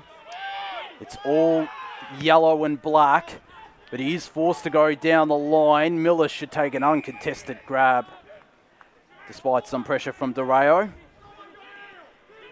Fair effort from the Tigers to force the turnover as they go right in front of Vast. The fly from Tillich. And that was a great grab from Jack Tillich. 55 metres out from goal. He'll look to send it in the direction of Nathan Oakes, but it's Red Bess, the South Belgrave man. That might be Muirhead who gets a free kick. He wanted Boyd to move for him there. It was Boyd the target, actually. He wanted him to move for him there, and he just didn't have the space in that forward line to do so. Was that 25-metre penalty as well? It was. Given away a couple today, have Balwyn. That might be the shortest 25. Yeah, I was going to say. Between well, it's half the ground, Blake, so they can't take him too far. That's true. As Garner sends a long kick towards half forward. Great hands again. That's Miller. Had some good moments today. He looks to switch this play across to the far side. Stefanovski here for the Tigers. They move this across. He was looking for Lever. Came off the side of the boot. And we'll get a boundary throw in. Not where you want to shank your kick, right in front of probably the South Belgrave faithful over there. Some premiership players, I'm sure. Pleaded their case for out of bounds on the full there, but to no avail. No, we get a boundary throw in. Tucker and Miller. Urban again to Schreiber. Back to Miller. Long kick forward. Bit of a kick in hope, and the mark is taken by Muirhead once more for the Saints. Being good in defence. Goes back on that side once again. Schreiber came in and knocked his opponent as he did so without getting hands to the football and has given away the free kick. Has he? I don't think he has. Boundary throw in for that. So boundary throw on far side. 27 minutes gone of this third term. It's 6-point lead towards the Tigers. Lever to Schreiber. Schreiber off to Jordovic.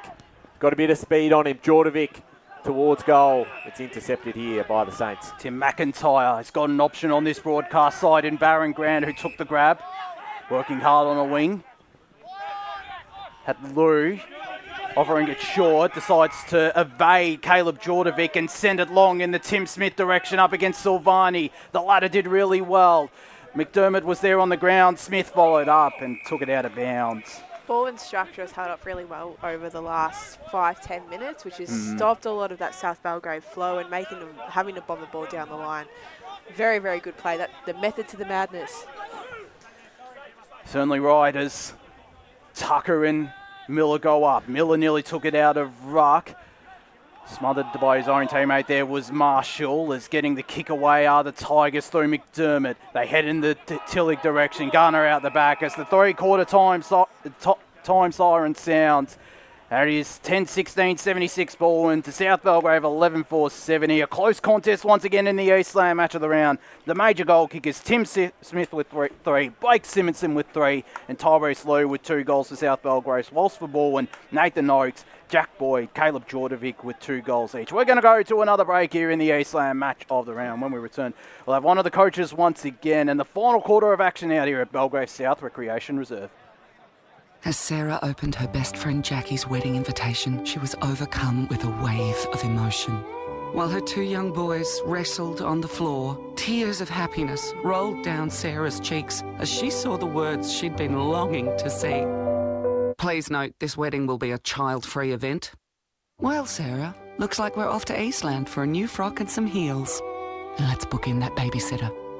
For all of life's little moments, there's Eastland. Eastland. Live real. At Yarra Valley Water, we know reducing your shower time, or show time, to 4 minutes can save you an average of $200 a year on water and energy bills. Shower shorter. Save water. Authorised by the Victorian Government, 1 Treasury Place, Melbourne.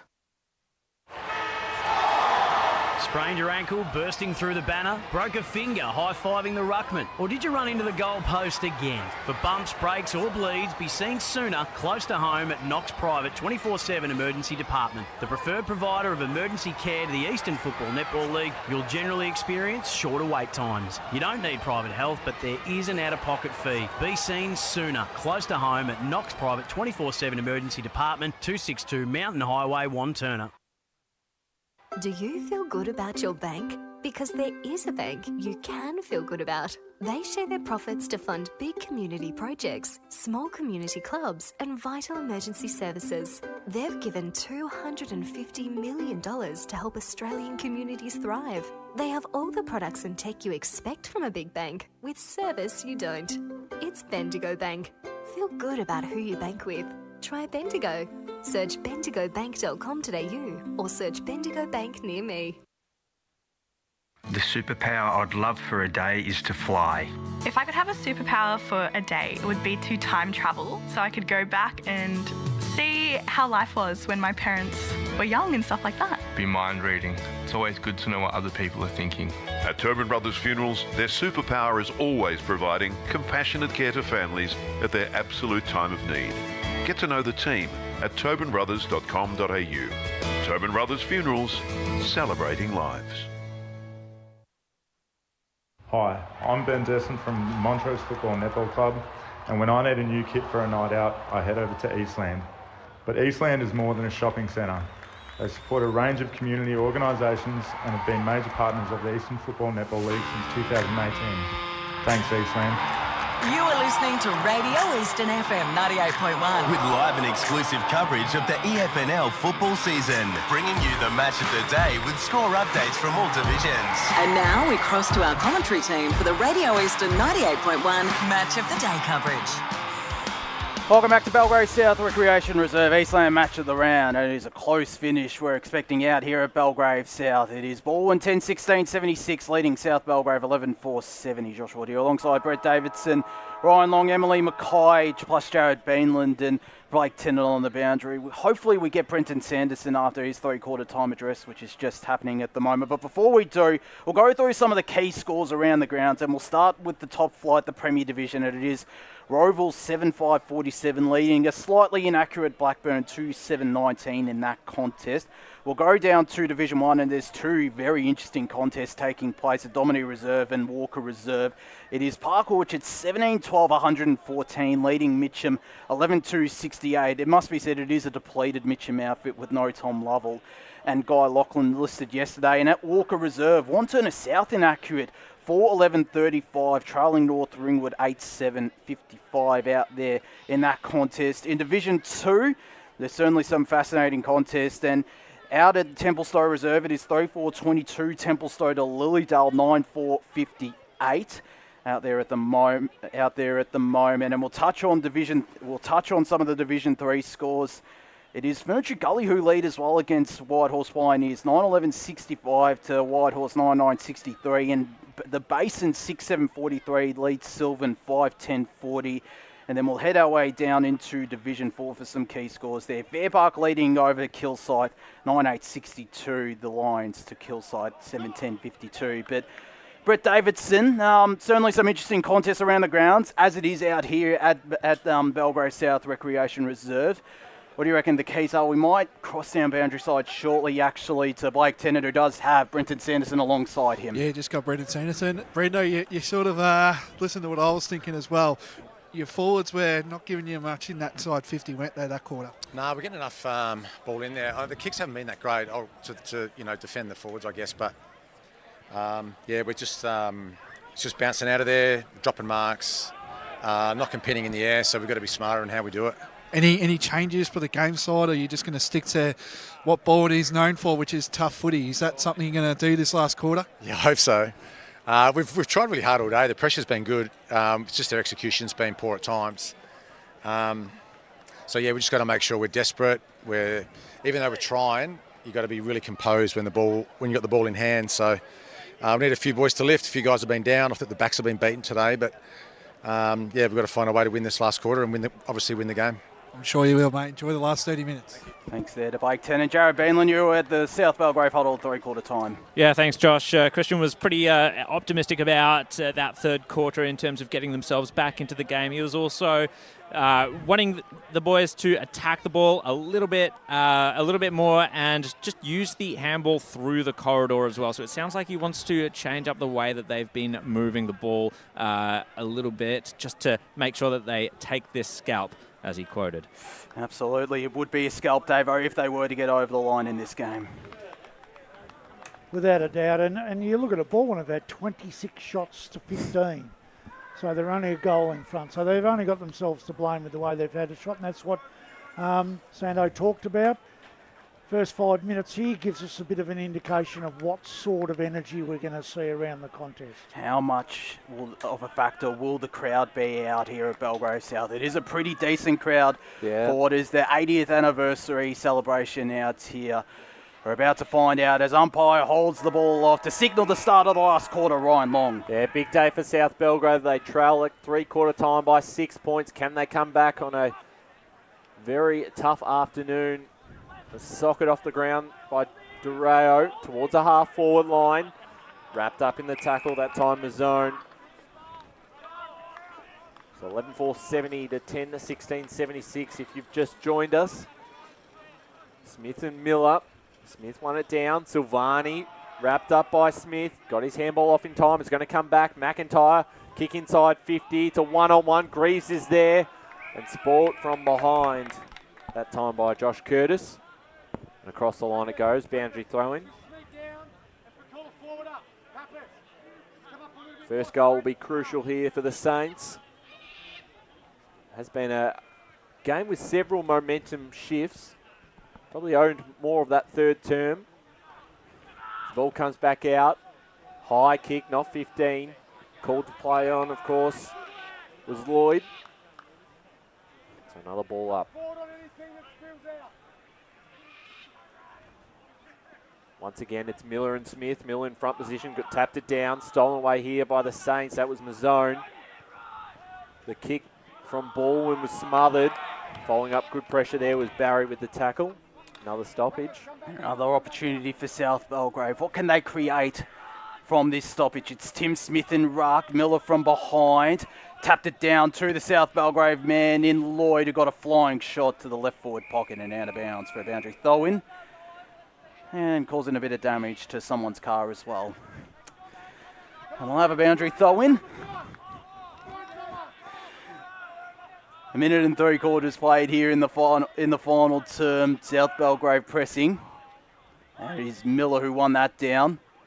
Durao couldn't take clean possession. Lamont the outlet. Got it to Chambers. Under immediate pressure from Lloyd. Going to be pinged. Oh, that's a bit tough. He didn't really have a lot of opportunity there. He grabbed the ball and... he did take a step. He did take a step, but... Oof. So that was just smart tackle. Sorry, Josh. That's okay. Bailey Lloyd looking to add a second senior goal. Of course, as mentioned, is on Frankston's VFL list, and I think was a former Eastern Ranger as well. Bit of an angle, but from around about 25 metres out, Lloyd will kick this from. Drifts to the left, but still goes through the big six. All square out here at Belgrave South Recreation Reserve. And it's the first goal of this contest for Bailey Lloyd. 12-4, 76 the Saints. Balwyn 10-16, 76.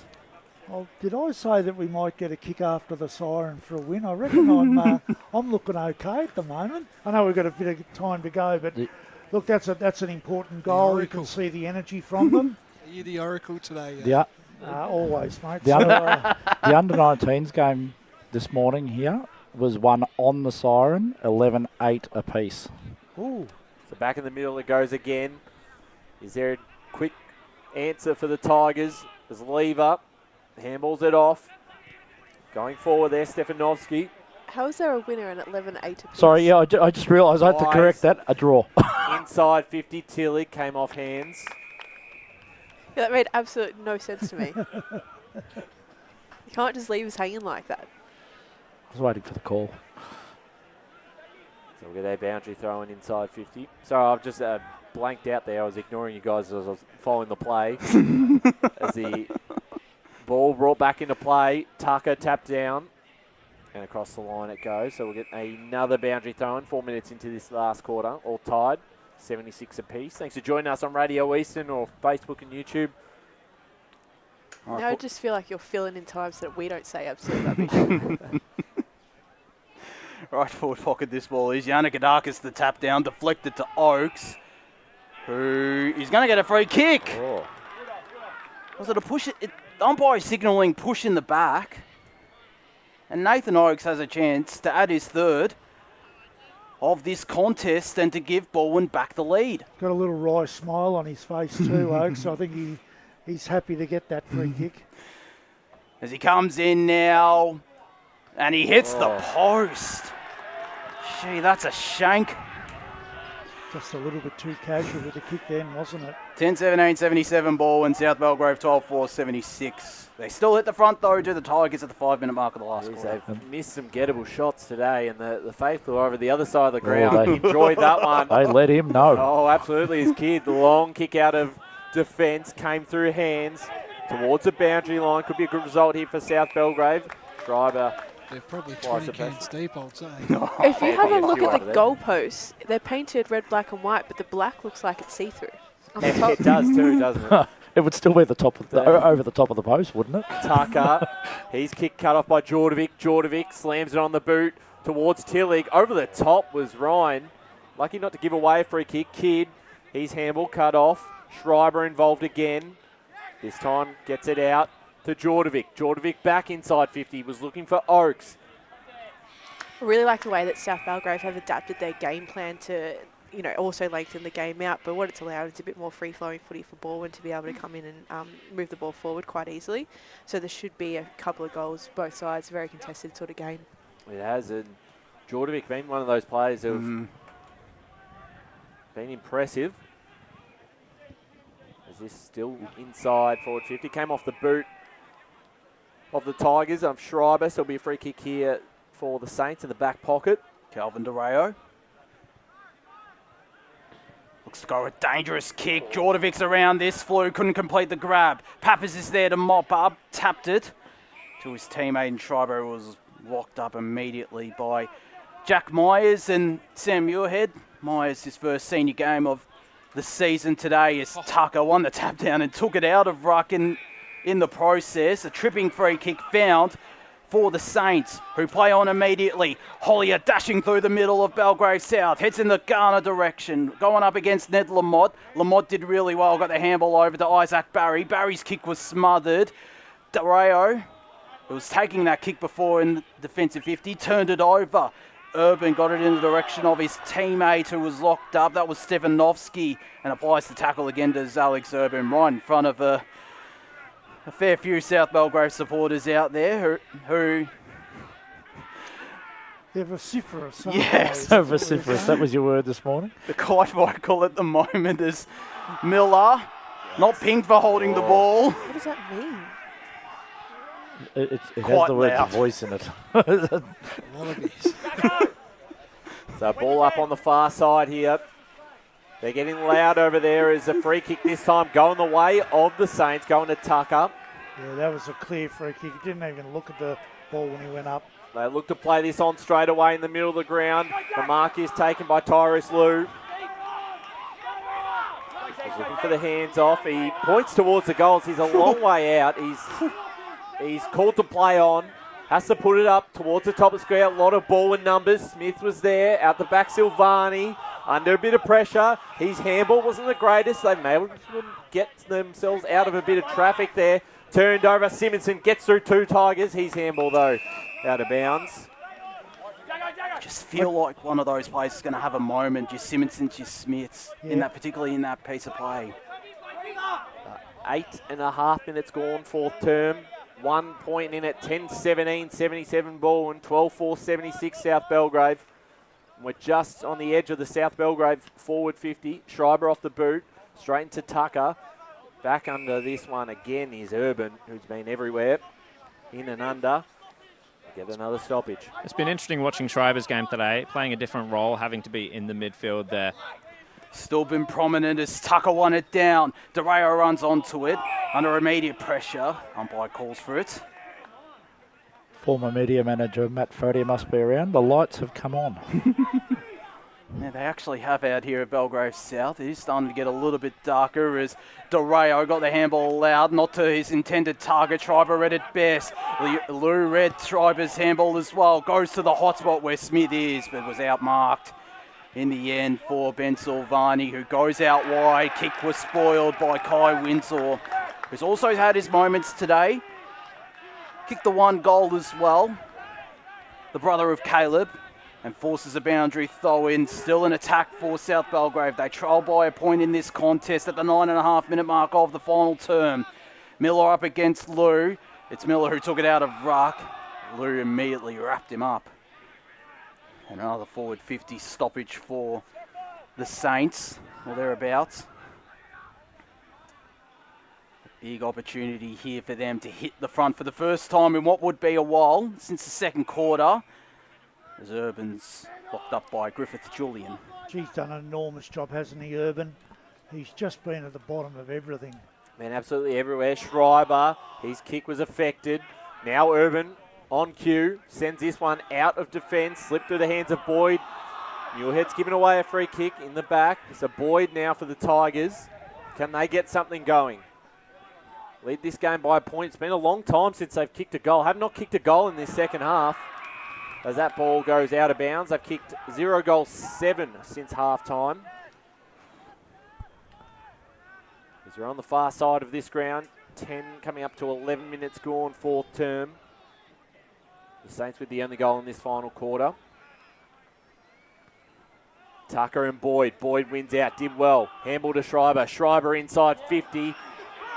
Oakes wanted the free kick, nothing called. Boyd again involved. And this time, has earned himself a free kick, so the Tigers... Grabbed by the leg. Yeah, he was legged. Yeah. I think it was accidental, though. He was just trying to grab the ball. It just happened to be his legs were around the ball. And Oakes made it clear that he wanted the free kick from earlier to the umpire, even though it's in the hands of his teammate Boyd. And this is a big kick. They've been very inaccurate on their set shots this afternoon. And Boyd kicked 2 early goals in this game. He's a reliable kick. He'll be kicking from about 45 metres out. Jack Boyd for a handy goal for the Tigers. This one stays right. It's a minor score, so 10-18, 78 to South Belgrave 12-4, 76. If they lose this game, they can only blame themselves. And if they lose this game, they'd have a losing record as well, as the kick-in went to McIntyre, took the grab. I say that because it's rare that Balwyn do have a losing record as well during a season, as McIntyre sold the candy on Chambers. Got the kick away to the right half forward flank, right in front of us where Lou outbodied Josh Pollock's got the ball out the back, searching for Smith, up against Silvani. Silvani did really well, but the kick wasn't the greatest. McIntyre's there again. Umpire calls play on despite protest for a high free kick. He is gone, is Hollier. Caleb Jordovic coming up big. Goes long inside forward 50 in the Nathan Oakes direction. Got a donkey kick to Obi Chambers, who broke a tackle. Got it to Schreiber, dribbling ball. Will the bounce favour him? It's still kept in. Apostolou was there. He somehow got it away. I think that's a goal from Ryan Apostolou. Or is there a free kick? Is there a free kick? No, he's going to consult. I think it's a goal. Free kick, I think. I think it's a goal. We've just got this up on the replay. It's a goal! Apostolou with something out of nothing. Well, that was a classic case of Muirhead looking to see what he was going to do with the ball before he actually had the ball. He just took his eyes off it for that fraction, made the fumble, and it's hurt him. And that's well and truly the Tobin Brothers goal of the day contender. Yeah, well, from an inch. There's been a couple of really good goals today. Yeah, they have. And they did need it because they've blown a few chances in the second half.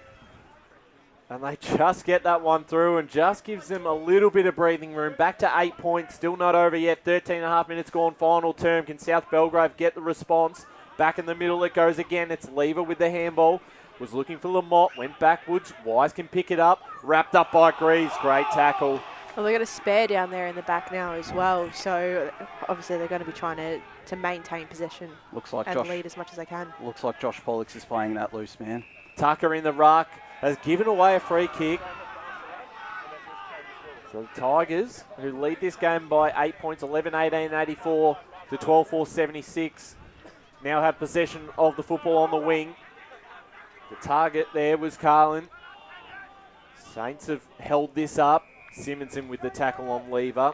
They're dragging the Saints players out, but the Saints still look like they want to play that really congested, small ground style of footy.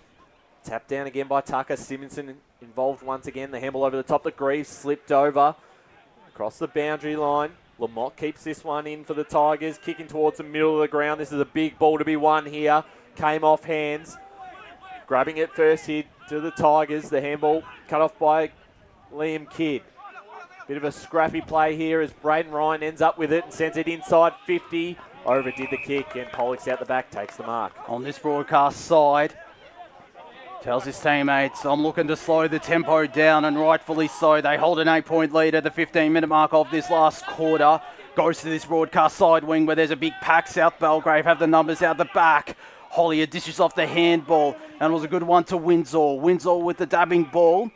Found Griffith Julian. Julian signals that he's going long in the Tim Smith direction, up against two. McDermott was there on the ground. Smith trying to barge his way through again, locked up. So one of the issues I've got at the moment is that they're going for Smith. It's 3-on-1. Where are the other South Belgrave players? Because their small forwards have been non-existent for quite a while now. They're pushing up into the contest. Yeah. As this ball once again locked up. They need someone like a Zach Greaves to step up, as mentioned, Blake. Just a quick magnet change that I've also noticed as well. Jimmy Miller. As DeRayo gets the shot on goal! And a much-needed one for the Saints. 13-4-82, South Belgrave to Balwyn 11-18-84. Sorry to cut you off there, Blake, at the 16-minute mark of the last quarter. He did that read that well. He read that really well.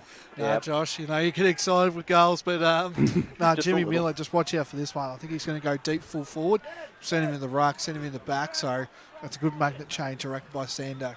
So there we go. That's the response they needed. Still in this game, 13-4-82 to 11-18-84. Balwyn leading, 16.5 minutes gone, final term on a big day for South Belgrave, celebrating 80 years. Tucker with the tap down. Going nowhere in the middle. That man who just kicked the last goal. What a combination that is as well. Tucker and DeRayo in midfield. Yeah, it's a pretty handy midfield combo as Urban involved again. It's the Saints. Greaves tried to go off the ground, missed it. Picked up that time by Grant, wrapped up in the tackle. Greaves looks like he's playing as a fifth midfielder at the moment as well, which creates a bit more space in the forward line for South Belgrave. Once again, Tucker. DeRayo, quick hands. Did he get rid of it, Julian? Umpire said yes. Ball comes back. McIntyre takes a mark here for South Belgrave. He'll send them back into attack. Long kick was in the direction of Smith. Got Silvani to beat, and he's given away a free kick. Wasn't the best delivery for him. Played that well, though. Silvani's done very well since Smith kicked 2 in the third term. Since then, he's been very good in these one-on-ones. Back out for the Tigers. Big tackle right in front of us, broadcast side. Between wing and half forward for South Belgrave. Again, prime view of this stoppage for us as Tucker won it down. Urban the handball. It gets out to Lever. Lever's got Marshall on the runway. The kick under pressure is in the Miller direction, who took the one-handed grab. In fact, that was Jack Tillig. And an opportunity for Balwyn to go inside forward 50 at worst. He might run around here and have a go at this. Tough angle from outside the arc for Tillig. Back in for his first game of season 2026. The leading goal kicker last year for the Tigers. He's had a great game. He has had a solid game as he comes in. Doesn't go around the mark. It still might get there. It does! Tillig extends Balwyn's advantage back out to 8 points. 12-18-90 to South Belgrave, 13-4-82. That is a big kick from there. Well, particularly when a day that they have been very inaccurate in front of goal, to kick that from outside 50, tough angle. And boy, they missed him this season, Jack Tillig. And when they lose more players from last weekend, to get him back into the side has just been huge. And remembering it's his first game for the year, so he's, he's been coming on in and off the bench. So he's done a great job. One of my favourite players to watch as we're back in the middle again. South Belgrave still going to need a couple of goals here if they're going to pinch this one. Handball forward by Grant. Turned over, Schreiber off to McDermott, dodges through traffic. McDermott inside 50, it's a high free kick. And it's coming back, so McDermott, even though Balwyn were pretty keen on getting the advantage, it's going to come back towards the middle of the ground. Lee McDermott. So they're 8 points in front. Almost 20 minutes gone in this final term. McDermott inside 50. What a mark by Boyd. And Jack Boyd, who's had a mixed bag, kicked a couple, missed a couple. Another gettable shot for him. The old classic comment, those big blokes don't get any shorter as the game goes further. Yes. And to be honest, South are starting to look quite tired. So Jack Boyd, to put this out to 14 points, just about seal the game. He's put it through, and that will make it very tough for South Belgrave. It's not over yet, but a 14-point lead late in this final quarter has got Balwyn in control. He had a quiet third, I'm pretty sure, so I just sort of forgot about him, but just popping up yet again, just thinking about my votes for the end of the game, because he had a very good first half as well. He did. Yeah, it's goal number 3 for him. 13-18, 96 Balwyn. 13-4, 82 South Belgrave. 21 minutes gone, Josh. 3-2 he's kicked today, I believe, Jack Boyd. So missed a couple of opportunities as well. Been prominent in the forward line, though. Yep. Certainly has. As Tucker won that down, running into his own teammate there was Julian. Turned it over to McDermott. The Tigers starting to make their move. The spoil came in. It fell to Kidd. It goes to the far side wing. Barry in good position under duress there from Bailey Lloyd and escorted out of bounds. Again in front of the South Belgrave faithful. On that far side of Belgrave South Recreation Reserve, bang on centre wing as Tucker and Yannickadakis go up in ruck. Tucker won it down. Read best by the Tigers, who dish it off to Lever. Lever back to McDermott, to Boyd. Umpire called play on, couldn't complete the grab despite some pressure. Still spills out to Stevanovski. Goes for goal, misses to the right. Would have been a great effort and another contender for the Tobin brothers goal of the day. But a minor is the result. 13-19, 97 Balwyn plays South Belgrave. 13-4, 82, the 22-minute mark. 15-point lead for the Tigers as Kidd just sends a long kick towards the middle of the ground. Great mark by Clay Tucker. Got the hands off straight away and they go towards it. Their forward 50 over the top. Lou applied the pressure on Pollux. Pollux clearing kick. They wanted holding the ball. Weren't going to get it with South Belgrave. Handball kept in play. Windsor was looking for Dureo. Keeps this alive inside 50. Must kick the next one very soon if there any chance of pulling off a late comeback. An entertaining clash out here at Belgrave South Recreation Reserve. Balwyn's first time playing here for senior points. And it's a win both sides are desperate to have in the early stages of this season, round 5. McIntyre wrapped up by McDermott, who's been good in this final term. He certainly has, been very good around the contest. So 23 minutes gone. On the edge of the forward 50 here for South Belgrave. Smith up in the ruck. Ball comes back down. Wrapped up in the tackle, doing well. The umpire will call for it. The tackle applied there on Bailey Lloyd. Again, what can South Belgrave create? Nothing from that piece of play. Balwyn will be pretty happy about this. I was going to say exactly what they want. I was going to say managing time well. The Tigers leading by 15 points. South Belgrave need 3 goals if they are to pull off a miracle on their 80th anniversary as the ball dribbles out of bounds for a boundary throw-in. They just can't get the ball in their hands cleanly at the moment. That's credit to the ball in midfield and their defence as well.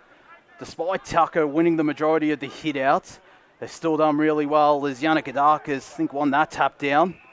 Mazzone, was he held without it? He was. So he has to take this quickly, Roger Mazzone, and he knows that. If he kicks this goal, the deficit is reduced to 9 points. We've played 24 minutes. This quarter might not go for too long. He hasn't kicked a goal today. as one of a few premiership players in this lineup for South Belgrave. A little bit of an angle, 35 metres out, he'll kick from, drifts to the right. It might go out of bounds on the full, it does. So a missed opportunity there for South Belgrave, and Josh Pollux will take this free kick. In defensive 50, lateral to Ben Silvani at the right back pocket. Goes down the line. South Belgrave should have the numbers. It's Windsor who couldn't complete the grab. Lever under pressure from Kidd, who kept it in play. McDermott applies the tackle on the zone. In fact, that was Simonson, and ball will be locked up. 25 minutes gone, final term. Balwyn with a 15-point lead, just about home now. Miller out of the ruck. Oh, caught for holding the ball, took him on, and South Belgrave got to make the most of this inside 50. Got to get a goal out of this. Long kick towards their target of Lou, who takes the grab. To state the absolute obvious, this has to go through. And even then, they've still got to kick another 2. But Tyrese Lou back in the side today to get the margin back to 9 points. Lou comes in and has put it through. Is there still time? 14-4-88 to 13-19-97. Get a centre clearance here. I reckon there's probably about 3 minutes left. If you have a look at the time that's been going on, we've been aiming for about 30 minutes. So I would say there's probably 3 minutes left. Last quarter did go for about 28 minutes, and there were only a couple of goals kicked. So probably not as many scoring opportunities here at all, though. I reckon not even that many behinds. It'll be a Tucker's going to have 31 to pump the ball forward.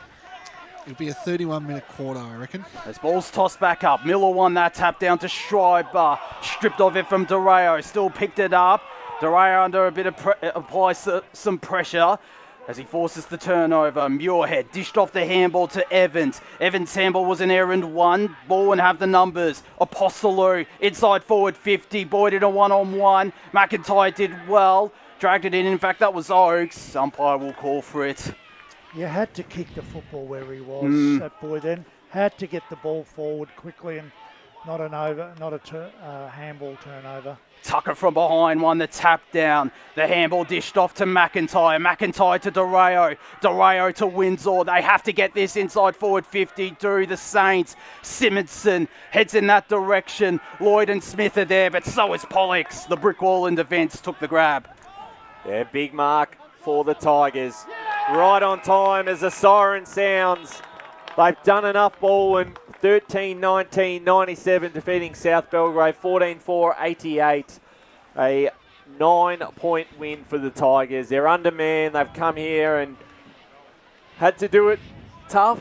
They missed a lot of opportunities on the scoreboard, but a well fought out win for Balwyn. And a crucial one for them is they stay on the winning ledger. They certainly do, and I mean, they had to fight hard, particularly in that second quarter, Davo and Emily, where they were under immediate pressure from South Belgrave, particularly midway through, but credit to their leaders. And during the second half as well, they were under a lot of pressure as well, but they still got over the line. Yeah, look, they've had 32 scoring opportunities to 18, so they've certainly had their chances. They took a few towards the end. But I think it was their midfield that probably stood up a little bit there towards the end. They just were a little bit calmer. I must admit, when Smith kicked a couple of goals, I was really worried. But to Silvani's credit, he was fantastic in that last quarter and a half, wasn't he? His ability to stop, boundary control. We'll go down to the boundary as well because we've got Jack Tillig and Alex Urban down there with our boundary boys. Thanks, Ryan. Alex, that was such a hard-fought game, mate. New kids on the block, South Belgrave. How does it feel to get a win over these guys? Yeah, look, we didn't make it easy for ourselves. It was 19 behind, so we had a lot of forward 50 entries, but we just couldn't take count of them and make our most of the opportunities. But look, we fought hard. I'm proud of the boys. Yeah, we are a young team and showed a bit of maturity and fought hard and got the win. So yeah, take the 4 points. And a lot of new blokes slotting in over the past few games. How did you see a few of their games today? Yeah, I thought, Hollywood, Lee McDermott, he's having a great year, so I thought he was awesome again. And then Isaac Barry, he's just come back from injuries. He's a good addition to us. I thought he was really good. And then a couple of the other young boys, it's just got a lot of young talent now, so it's time for them to step up, and they did today, which was good. Jack Tillich, the finisher, they call you down here at Balwyn, but 2 goals today in your first game back from a foot injury. How good's this? Mate, it's very good. Cheers to South Belgrave. Put on a great. I think they got their 80th reunion or something today, so it was a good atmosphere out here. It was a great trip. And, it's awesome. We got a good list this year. We had a couple of tough losses at the start of the year, but we're ready to bounce back. Go for a walk, mate. But Pat, I just want to talk about what is this Balwyn side? You were down and out, lost to Vermont in a shock twist last week, and to come here against South Belgrave, being okay in Premier from winning it last year. What is this Balwyn side? Mate, we've just like I touched on before the grand final last year. We're just such good mates. So all the it's constructive criticism. We all take it, and we take it in our stride. Then we come back and we bounce back next week. So we've got a couple key ins to come in over the next couple of weeks, and we're going to be right around the friggin' mark again at the end of the year. So we're going to be good. And the drive as well, an hour. But the main question I want to ask you is, where's your premiership medallion? You text me in the off season, and can you just follow us up on this story that's transpiring? Mate, the premiership medallion, he didn't get back to me. He said the boy was going to hook me up with another one, but hopefully, I'm not too sure where it is. I think it might be the levers, but fingers crossed, I've got another one end of this year. No worries, enjoy, mate.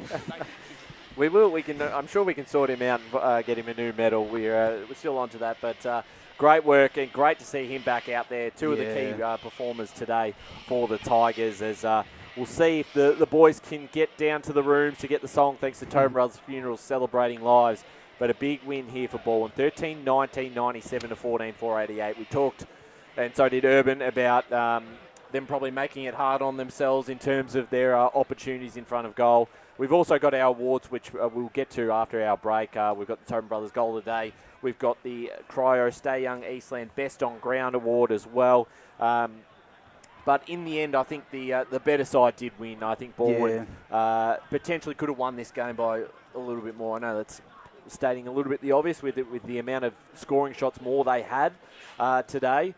But a really, really entertaining clash between the two sides. That would have taken a lot of learnings. We might try to get the song here. Do we have any signal, Lee? Or as there is something coming through. The song, I think, brought to you by Tobin Brothers Funerals. Yeah, as for why the clubhouses are always so far away from us, that just astounds me.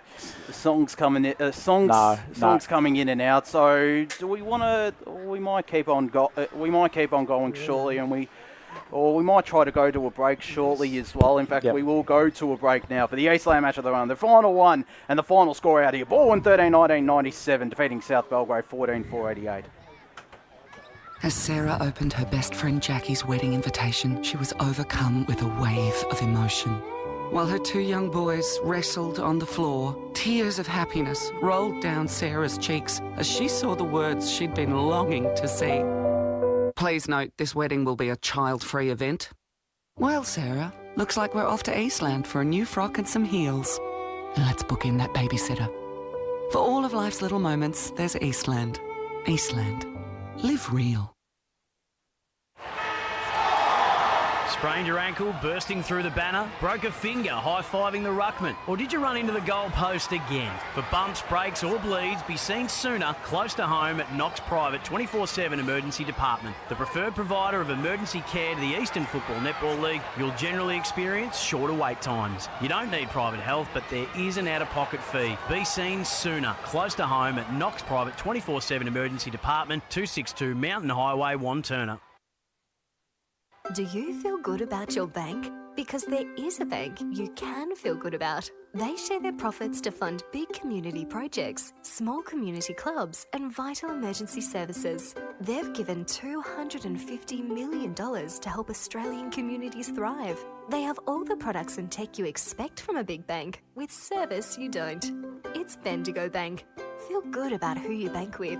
Try Bendigo. Search bendigobank.com.au or search Bendigo Bank near me. The one thing that puts a smile on my face is my kids. The sun shining through the clouds, even in winter, absolutely puts the biggest smile on my face.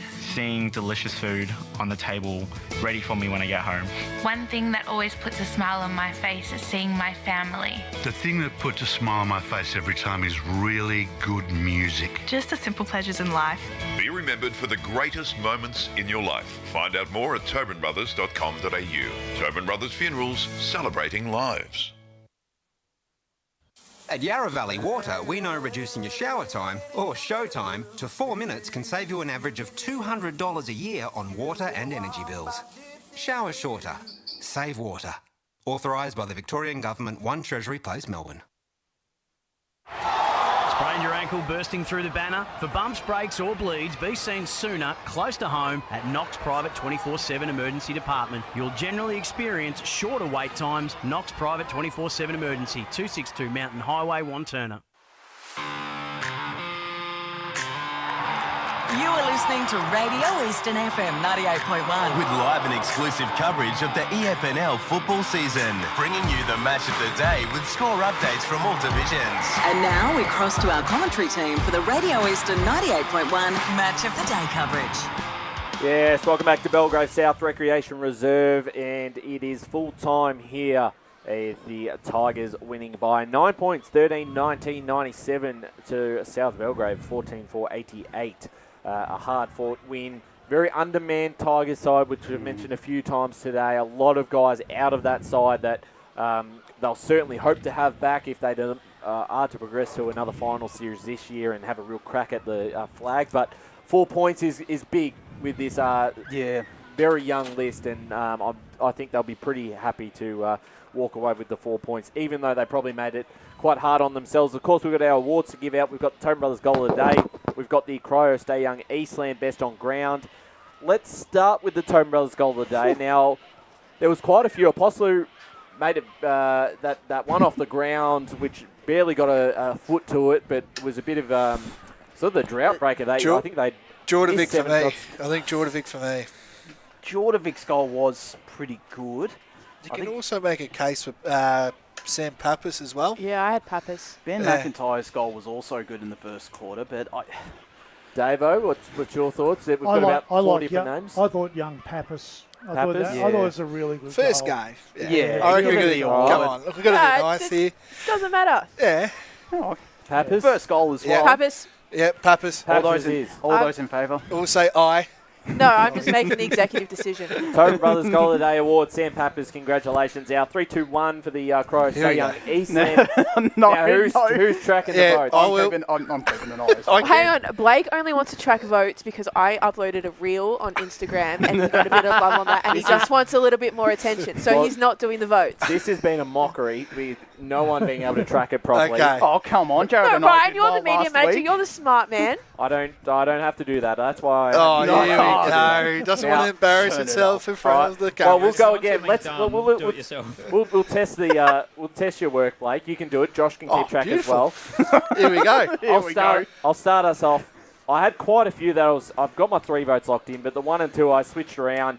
And I'm actually going to go with two of the defenders, and I'm going to go 1 to Lee McDermott. I thought he was really impressive, particularly late in the game. I'm giving 2 to Ben Silvani. After that, Smith kicked his second in that third term.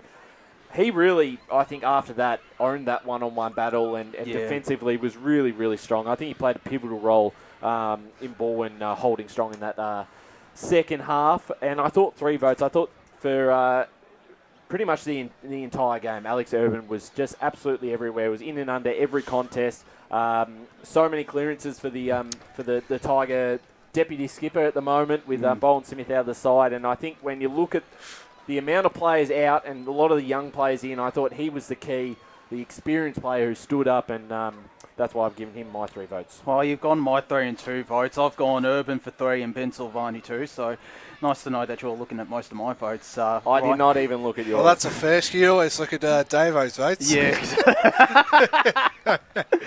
And I gave Calvin Dureo 1 vote as well. I thought he was pretty good and one of the more cleaner players for South Belgrave. So that's my 3-2-1 Davo.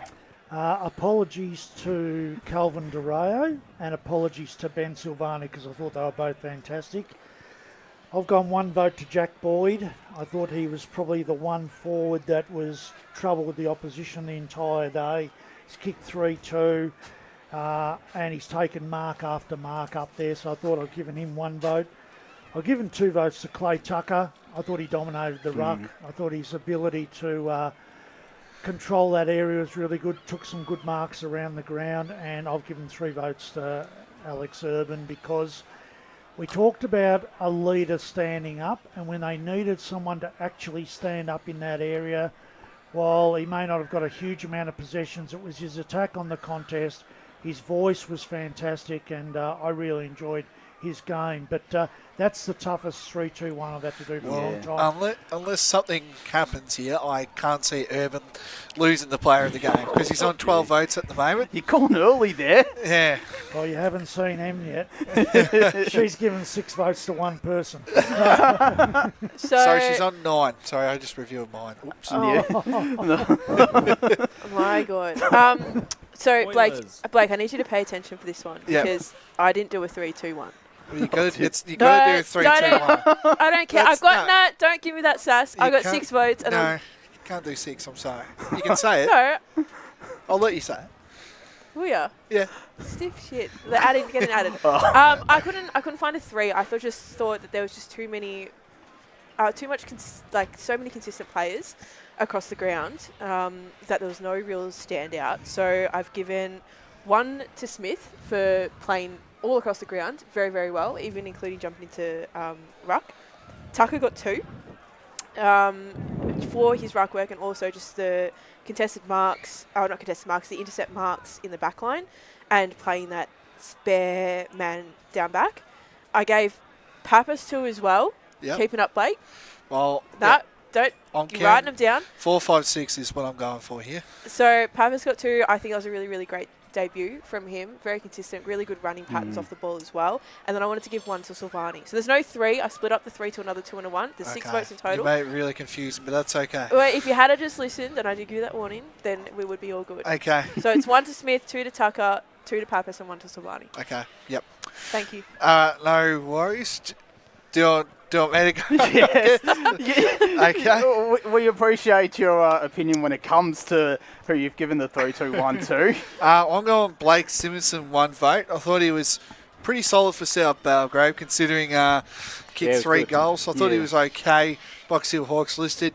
I've gone 2 votes to Tim Smith. I thought he was just a workman-like sort of player. As we get the lights going here, the lights are on, sir. And I thought, 3 votes for Urban, definitely. Spider, we've got Spider back from half-time. Matt Spider Lee, your 3-2-1. Yeah, tough day for the votes. Got to admire Emily's thinking about doing it in the best and fairest way, because I reckon there was a lot of players that could have got votes. But I've gone this way. I think 1 vote, Clay Tucker. I thought he was superb in the ruck. Thought he really, when he needed to step up at times throughout the day, he did.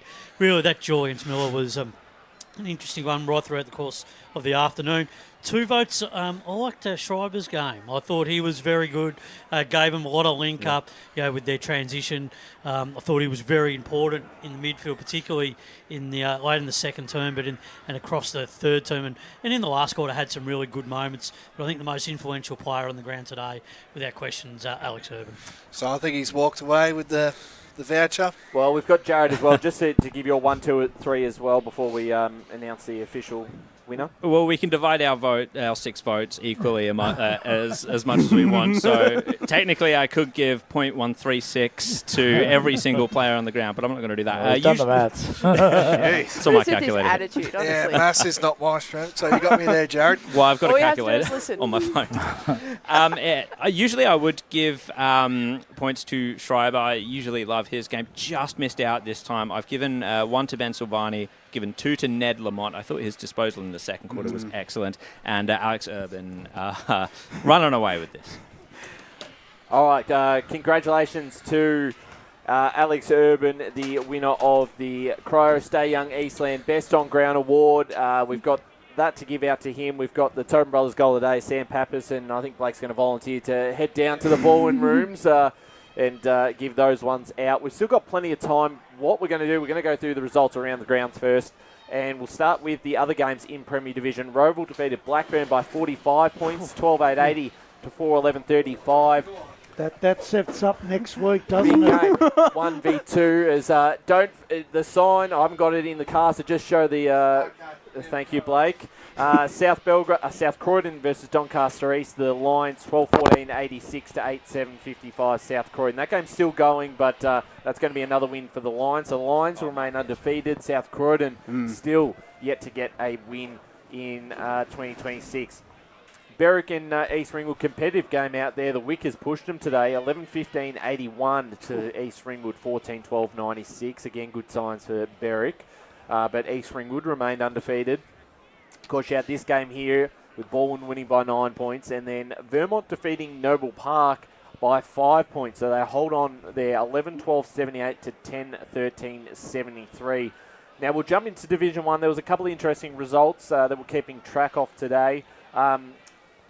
Park Orchards have done a number on Mitcham, 22-15, 147 to the Tigers, 15-6, 96. Saying that, Mitcham had quite a few outs this weekend, including their skipper and Jesse Uren. Wanturna South North Ringwood, the Saints, are overcoming a little bit of a slow start to win by 26 points, 11-9, 75 to 6-13, 49 Wanturna South. So Wanturna South, they have their first loss of the season. I believe that means everyone's had at least one loss in the division. Moving along, Beaconsfield winners at Heights Reserve, 10-12, 72 to 7-12, 54 Mooroolbark. Great win there for the Eagles. They're on the board with their first of the season. Montrose have defeated Norwood, 21-13, 139 to 13-9, 87. I can see that's why he hasn't left yet. Just a good win. They needed that after. He just comes back. Mike drops out. These blokes are waiting for their awards. And he's hanging around. They beat Norwood. I would have skipped the game if I knew he was waiting there. They conceded Norwood's largest score of the season as well. Yes. Baronia, credit to Bayswater here, had a real crack against Baronia today. Baronia still win 14-10, 94 to 10-6, 66 Bayswater, but a much better performance from Bayswater. They're probably their best performance of the season. Yeah. So credit to them. Ben White, the new senior coach for the rest of the season. Moving into Division 2, Mulgrave big winners over Heathmont, 18-18, 126 to Heathmont, 10-13, 73. Croydon have had a big finish to this game and put Ringwood in a bit of strife. Croydon 10-14, 74 to Ringwood, 7-7, 49. The Blues, what a start to the season. They have a big list turnover over the off-season, Josh, and they're fourth. They're fourth on the table. Mulgrave are top as well after that big victory. Well, there you go. So the Blues, good to see them up and about at the moment. Scoresby, their woes continue. Waverley Blues give them a 17-point loss. They're back after a big bad performance last week against Mulgrave. They win 12-10, 82 to 9-11, 65 Scoresby. Surrey Park, 43-point winners over East Burwood, 16-7, 103 to 8-12, 60. And Lilydale, a big upset out at the Templestowe Reserve. 12-5, 77 Lilydale to Templestowe, 6-10, 46. That's a big result. Spider, did you see that one coming? I didn't. No, that means there's only one person remaining in the Survivor. Yeah, Survivor tipping comp. Congratulations, you've won that. You're the last person standing with the certainty tips. Great idea. For the next 18 weeks. Yes, well, yeah, you get to keep playing by yourself. That's it. A great idea for you to bring this in this season. Yeah, well, last time we played that game. Ferntree Gully over the line for their first win of the season, 11-15, 81 to 10-16, 76 Whitehorse. Knox, 37-point winners over Coldstream, 12-15, 87 to the Cougars, 7-8, 50. Sylvan have defeated the Basin at Batterham, 6-11, 47 to 6-7, 43 the Bears. That's a interesting result down there at Batterham. That would have been a fun game to watch. Well, I mean, low-scoring game, but the Cats, to their credit, that's 2 road wins they've been able to pick up in the early part of the season. Away team wins at all the small grounds. Yeah, well, that's they won at a pretty big ground there at Wally Chew earlier this season, so. But you're right. Upper Ferntree Gully, 128-point win over Oakley District, 24-20, 164 to 5-6, 36 Oakley. Let's have a look at the 3 games in Division 4. Croydon North Emlock, 19-18, 132, defeating Forest Hill, 15-10, 100. So the Zebras cracked the ton there. Big result out of Coonung for Warrandyte, 30 goals, 25, 205 to Nuttawading, 3-6, 24. And Fair Park, they hold on by 4 points, 11-11, 77 to 10-13, 73 Kilsyth. Big win there for the Lions. Spider, I might throw it to you. Across all 5 divisions today, what strikes your interest out of those results that have come through, if there's one in particular? I think you got to look at that Sylvan result. I think them winning away from home against the Basin, who we've had big thoughts on throughout the early part of the season. I think that's a massive step forward for Sylvan to get those 2 wins on the road early in the season. I think they're really setting themselves up for a really good opportunity, particularly in the second half of the year, knowing that they've won a couple on the road. We know they're good at home. Now they've just got to keep that consistency going. I think Lilydale at Templestowe's got to be the game, doesn't it? I don't think, as we said before, if it was Lilydale at Lilydale, you would have gone, yeah, they're a chance. Yeah. But, gee whiz, to beat them at Templestowe and as easy as they did, that is a sensational victory for that club. Early in the season, is that the turn up of the season so far? It's massive because it's a big upset in the. No one thought Lilydale was going to be competitive. We all thought bottom 2 at best. Yeah. But they've really put their hard work in over the last couple of weeks with 2 away wins, and I think that's the thing about what that win is all about. And that's key, isn't it? And Croydon as well. Yep. I think we had them in bottom 2, so you got to give them credit also. And Mulgrave have now said to everybody, well, everyone talked about Templestowe and Surrey Park and who's left. Well, now left them above them and gone top of the ladder. So they're and they've played Templestowe, I think. Yeah, and lost to them as well. It'll be interesting. They meet Surrey Park in 2 weeks' time in round 7. That's shaping up. That's a good contest between 2 sides who know how to attack, and a Surrey Park side that somewhat found some form this past weekend and in the Lee Ward Cup as well, Spider. Yeah, didn't think Surrey were going to have too much trouble today, but Eastburg got some concerns, I think, at the moment, just inability to kick goals. So I think the game for me that caught my eye the most, other than a couple of the ones that you've mentioned, Park Orchards against Mitcham. That is a big win for the Sharks at Domini. Yes, a lot out for Mitcham. Could give a bit of a mental edge in the battles to come in the future for the Sharks, and I just think that's a huge statement by Park Orchards. They were, I wouldn't say going through the motions, but they hadn't hit their top gear throughout the start of the season, and now we can really look at them and say, okay, they are absolutely a contender. Well, it also makes, with Wanturna South's loss to North Ringwood, the top 5, interestingly enough, after 5 rounds, all sit with a record of 4-1. Which is quite rare, so that's a interesting little stat there with the ladder after 5 rounds. I think this is a very, very even competition in Division 1. And, of course, in Premier Division, when you look at East Ringwood and Roval, particularly Roval's win over Blackburn, that really does set up a massive clash next week out at East Ringwood Reserve, where the Roos will host the Hawks, and they've had some good games over the years, Spider, and I think this one's going to be just as big. Yeah, you're going to shape up to be a really big one. East Ringwood doing really good things, but Roval, they are really going extremely well week after week. And a solid win against Blackburn, who have been a little bit disappointing, and their form has been a little bit inconsistent in the first few months of the season.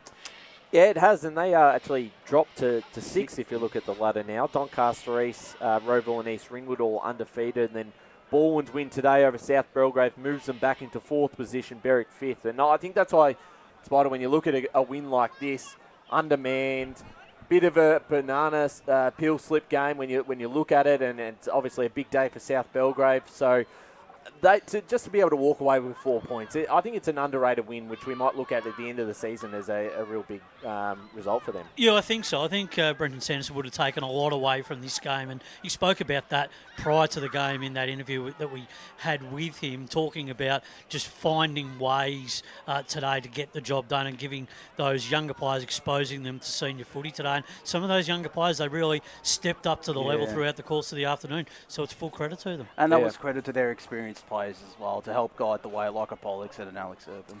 Yeah, certainly right. And we're going to start to wrap things up here.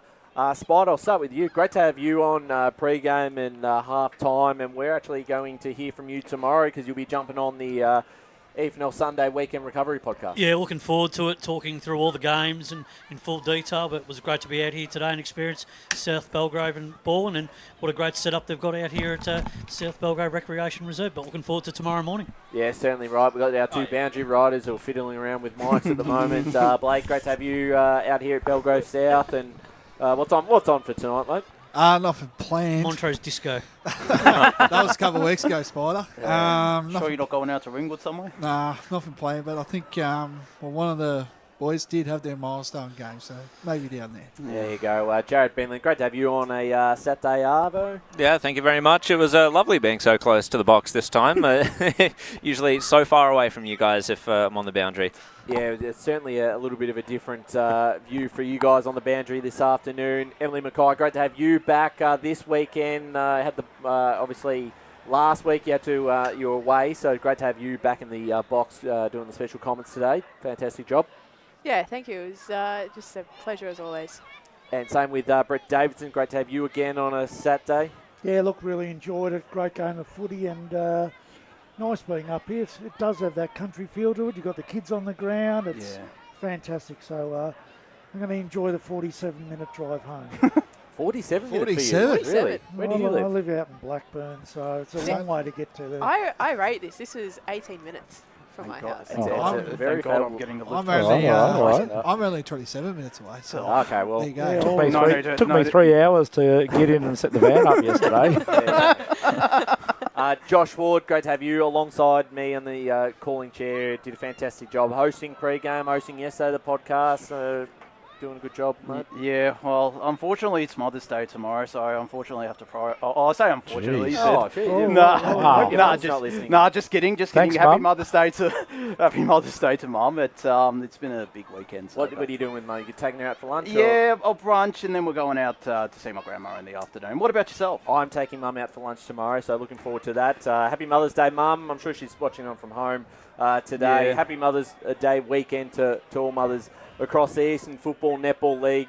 We're going to wrap things up here. Big thank you to Lee Green and Megan Green on the camera today, doing all the work behind the scenes. It is Balwyn winners over South Belgrave by 9 points in the Eastland Match of the Round.